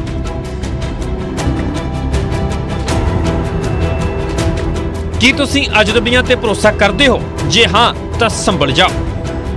ਏਟੀਐਮ 'ਚ ਕਿਸੇ ਤੇ ਭਰੋਸਾ ਨਾ ਕਰੋ, ਅਗਲਾ ਸ਼ਖਸ ਚੋਰ ਹੋ ਸਕਦਾ ਹੈ, ਠੱਗ ਹੋ ਸਕਦਾ ਹੈ ਤੇ ਤੁਹਾਨੂੰ ਹਜ਼ਾਰਾਂ ਰੁਪਏ ਦਾ ਚੂਨਾ ਲਗਾ ਸਕਦਾ ਹੈ। ਇਹ ਆਪਾਂ ਇਸ ਲਈ ਕਹਿ ਰਹੇ ਹਾਂ ਕਿਉਂਕਿ ਮੁਕਤਸਰ ਦੇ ਪਿੰਡ ਚੱਕ ਕਾਲਾ ਸਿੰਘ ਵਾਲਾ 'ਚ ਅਜਿਹਾ ਹੀ ਮਾਮਲਾ ਸਾਹਮਣੇ ਆਇਆ ਜਿੱਥੇ ਇੱਕ ਸ਼ਖਸ ਨੇ ਏਟੀਐਮ ਦੇ ਵਿੱਚ ਕਿਸੇ ਤੋਂ ਮਦਦ ਕੀ ਮੰਗੀ। ਇਹ ਮਦਦ ਉਸ ਨੂੰ 25,000 ਦਾ ਚੂਨਾ ਲਗਾ ਗਈ। ਠੱਗੀ ਦੀ ਪੂਰੀ ਘਟਨਾ ਸੀਸੀਟੀਵੀ ਦੇ ਵਿੱਚ ਕੈਦ ਹੋ ਗਈ ਹੈ, ਜਿਸ ਦੇ ਵਿੱਚ ਵਿਖਾਈ ਦੇ ਰਿਹਾ ਹੈ ਕਿ ਇੱਕ ਸ਼ਖਸ ਦੂਜੇ ਦੀ ਮਦਦ ਕਰ ਰਿਹਾ ਹੈ। ਠੱਗ ਸ਼ਖਸ ਨੂੰ ਗੱਲਾਂ ਦੇ ਵਿੱਚ ਲਗਾ ਲੈਂਦਾ ਹੈ। ਕਾਫੀ ਦੇਰ ਗੱਲਾਂ ਚੱਲਦੀਆਂ ਨੇ ਤੇ ਹੌਲੀ-ਹੌਲੀ ਠੱਗ ਪੀੜਤ ਨਾਲ ਏਟੀਐਮ ਬਦਲ ਲੈਂਦਾ ਹੈ ਤੇ ਉਸ ਦਾ ਪਾਸਵਰਡ ਹਾਸਲ ਕਰਕੇ ਛੇਤੀ ਏਟੀਐਮ ਦੇ ਵਿੱਚੋਂ ਨਿਕਲ ਜਾਂਦਾ ਹੈ। ਠੱਗੀ ਦਾ ਪਤਾ ਉਦੋਂ ਲੱਗਾ ਜਦੋਂ ਪੀੜਤ ਨੂੰ ਮੈਸੇਜ ਆਇਆ। ਮੈਸੇਜ 25,000 ਰੁਪਏ ਕਢਵਾਉਣ ਦਾ ਸੀ। ਮੈਸੇਜ ਵੇਖ ਕੇ ਪੀੜਤ ਹੈਰਾਨ ਹੋ ਗਿਆ। ਪੈਰਾਂ ਹੇਠੋਂ ਜ਼ਮੀਨ ਖਿਸ ਗਈ ਕਿਉਂਕਿ ਉਸ ਨੂੰ ਪੈਸੇ ਤਾਂ ਮਿਲੇ ਨਹੀਂ। ਮੈਸੇਜ ਕਿੱਥੋਂ ਆ ਗਿਆ? ਸ਼ੱਕ ਦੀ ਸੂਈ ਮਦਦ ਕਰਨ ਵਾਲੇ ਤੇ ਗਈ। ਜਦੋਂ ਮੈਂ ਮਤਲਬ ਪੈਸੇ ਕਢਵਾਉਣੇ ਸੀਗੇ, ਏਟੀਐਮ ਕਾਰਡ ਕੱਢਿਆ ਤੇ ਮਤਲਬ ਪੈਸੇ ਕਢਵਾਉਣ ਦੀ ਕੋਸ਼ਿਸ਼ ਕੀਤੀ ਮੈਂ, ਤੇ ਉਹਦੀ ਮਸ਼ੀਨ ਦੀ ਮੈਨੂੰ ਸਮਝ ਨਾ ਆਉਣ ਦੇ ਕਾਰਨ ਉਸ ਬੰਦੇ ਨੇ, ਮੈਂ ਉਹਨੂੰ ਆਖਿਆ ਵੀ ਮੇਰੀ ਮਦਦ ਕਰਿਓ, ਤੇ ਉਸ ਨੇ ਚਲਾਕੀ ਨਾਲ ਮੇਰਾ ਕਾਰਡ ਜਿਹੜਾ ਏਟੀਐਮ ਦਾ ਕਾਰਡ ਆ ਬਦਲਤਾ। ਏਟੀਐਮ ਕਾਰਡ ਬਦਲ ਕੇ ਉਹਨੇ ਕਿਸੇ ਹੋਰ ਵਿਅਕਤੀ ਦਾ ਕਾਰਡ ਮੈਨੂੰ ਦੇਤਾ, ਜੋ ਕਾਰਡ ਬਲਾਕ ਸੀਗਾ। ਜਦੋਂ ਮੈਨੂੰ ਪਤਾ ਲੱਗਿਆ ਤੇ ਉਹ ਉਸ ਤੋਂ ਪਹਿਲਾਂ ਮੇਰੇ 25,000 ਰੁਪਇਆ ਹੋਰ ਏਟੀਐਮ ਤੇ ਜਾ ਕੇ ਕਢਵਾ ਚੁੱਕਾ ਸੀ। ਪੀੜਤ ਨੇ ਪੁਲਿਸ ਕੋਲ ਸ਼ਿਕਾਇਤ ਦਰਜ ਕਰਵਾਈ ਹੈ ਤਾਂ ਪੁਲਿਸ ਨੇ ਵੀ ਤੁਰੰਤ ਕਾਰਵਾਈ ਕਰਦਿਆਂ ਠੱਗ ਨੂੰ ਕਾਬੂ ਕਰ ਲਿਆ, ਜਿਸ ਦੀ ਪਹਿਚਾਣ ਘਮਿਆਰਾ ਖੇੜਾ ਦੇ ਰਹਿਣ ਵਾਲੇ ਗੁਰਸੇਵਕ ਸਿੰਘ ਵਜੋਂ ਹੋਈ ਹੈ। ਗੁਰਸੇਵਕ ਸਿੰਘ ਸਨ ਆਫ ਬਲਵੀਰ ਸਿੰਘ ਘੁਮਿਆਰੇ ਦਾ ਰਹਿਣ ਵਾਲਾ, ਜਿੰਨੇ ਇਹਨੂੰ ਫੁਟੇਜ ਦੇ ਆਧਾਰ ਤੇ ਇਹਨੂੰ ਕਾਇਮ ਨਿਸ਼ਾਨਦੇਹੀ ਕੀਤੀ ਜਾਂਦੀ ਤੇ ਉਹਦੇ ਮੁਤਾਬਕ ਇਹਨੇ 22 ਨੇ ਪਰਚਾ ਦਿੱਤਾ। ਇੱਕ ਨਾਲ ਹੋਰ ਸੀਗਾ ਰਾਜਵੀਰ ਸਿੰਘ, ਉਸੇ ਉਹਦੇ ਪਿੰਡ ਦਾ ਹੀ ਹੈ ਘੁਮਿਆਰੇ ਦਾ, ਉਹਨੂੰ ਇਸ ਮੁਕੱਦਮੇ ਵਿੱਚ ਨੋਮੀਨੇਟ ਕੀਤਾ।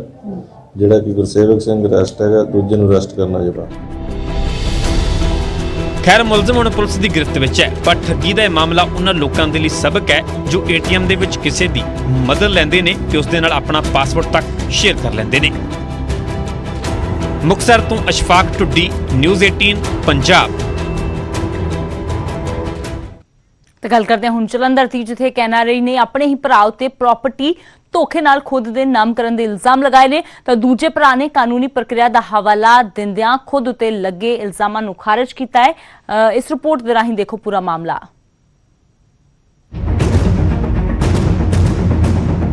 मेरा ब्रदर छोटा कमलजीत सिंह ने सारी जायदाद गलत वसीयत बना के झूठी और सारी हड़प कर ली है।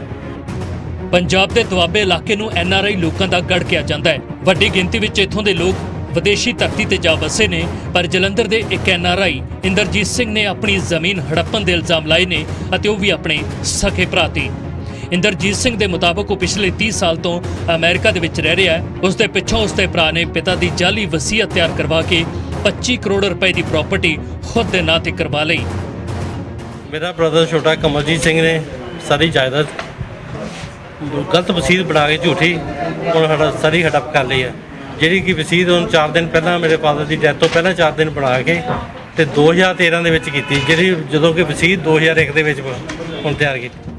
ਆਪਣੇ ਭਰਾ ਵੱਲੋਂ ਲਾਏ ਗਏ ਇਲਜ਼ਾਮਾਂ ਨੂੰ ਦੂਜੇ ਭਰਾ ਨੇ ਸਿਰੇ ਤੋਂ ਖਾਰਿਜ ਕਰ ਦਿੱਤਾ ਹੈ ਅਤੇ ਨਾਲ ਹੀ ਇਸ ਮਾਮਲੇ ਦੀ ਜਾਂਚ ਆਪਣੇ ਹੱਕ ਵਿੱਚ ਹੋਣ ਦਾ ਦਾਅਵਾ ਕੀਤਾ ਹੈ। ਇਸ ਤਰ੍ਹਾਂ ਜੀ ਇਹ ਜੋ ਇੰਦਰਜੀਤ ਸਿੰਘ ਹੈ, ਇਹ 1967-68 ਦੇ ਵਿੱਚ ਮੇਰੇ ਨਾਨੀ ਜੀ ਹਰਨਾਮ ਕੌਰ ਦਾ ਨਾਮ, ਮੇਰੀ ਮਦਰ ਨਾਂ ਕਿ ਜੋ ਹਰਬੰਸ ਕੌਰ ਹੈ, ਇਹਨੂੰ ਇੰਗਲੈਂਡ ਲੈ ਗਏ ਸੀਗੇ। ਅਤੇ ਫਾਦਰ ਜਿਹੜੀ ਵਸੀਅਤ ਦੀ ਗੱਲ ਕਰਦਾ ਹੈ, ਵਸੀਅਤ ਜਿਹੜੀ ਆ ਮੈਨੂੰ ਫਾਦਰ ਹੋਣ ਨੇ ਮੇਰੇ ਨਾਂ ਕੀਤੀ ਹੈ, ਮੇਰੇ ਨਾਂ ਤੇ ਉਹਦੇ ਹੱਕ ਦੇ ਤਹਿਸੀਲਦਾਰ ਨੇ ਸਾਰੇ ਮਤਲਬ ਡਾਕੂਮੈਂਟ ਲੈ ਕੇ ਦੇਖ ਕੇ ਪੜਤਾਲ ਕਰਕੇ ਗਵਾਹਾਂ ਦੇ ਬਿਆਨ ਲੈ ਕੇ ਸਾਰੇ ਤਾਂ ਮੇਰੇ ਨਾਂ ਤੇ ਉਹਨਾਂ ਨੇ ਇੰਤਕਾਲ ਕੀਤਾ। ਇਸ ਪੂਰੇ ਮਾਮਲੇ ਦੇ ਵਿੱਚ ਸੱਚਾ ਕੌਣ ਹੈ ਤੇ ਝੂਠਾ ਕੌਣ, ਇਹ ਤਾਂ ਜਾਂਚ ਦੇ ਮਗਰੋਂ ਸਾਫ਼ ਹੋਵੇਗਾ, ਪਰ ਜ਼ਮੀਨ ਦੀ ਇਸ ਵੰਡ ਨੇ ਦੋ ਭਰਾਵਾਂ ਦੇ ਵਿੱਚ ਫੁੱਟ ਪਾ ਦਿੱਤੀ ਹੈ। ਜਲੰਧਰ ਤੋਂ ਸੁਰਿੰਦਰ ਕੰਬੋਜ, ਨਿਊਜ਼ 18।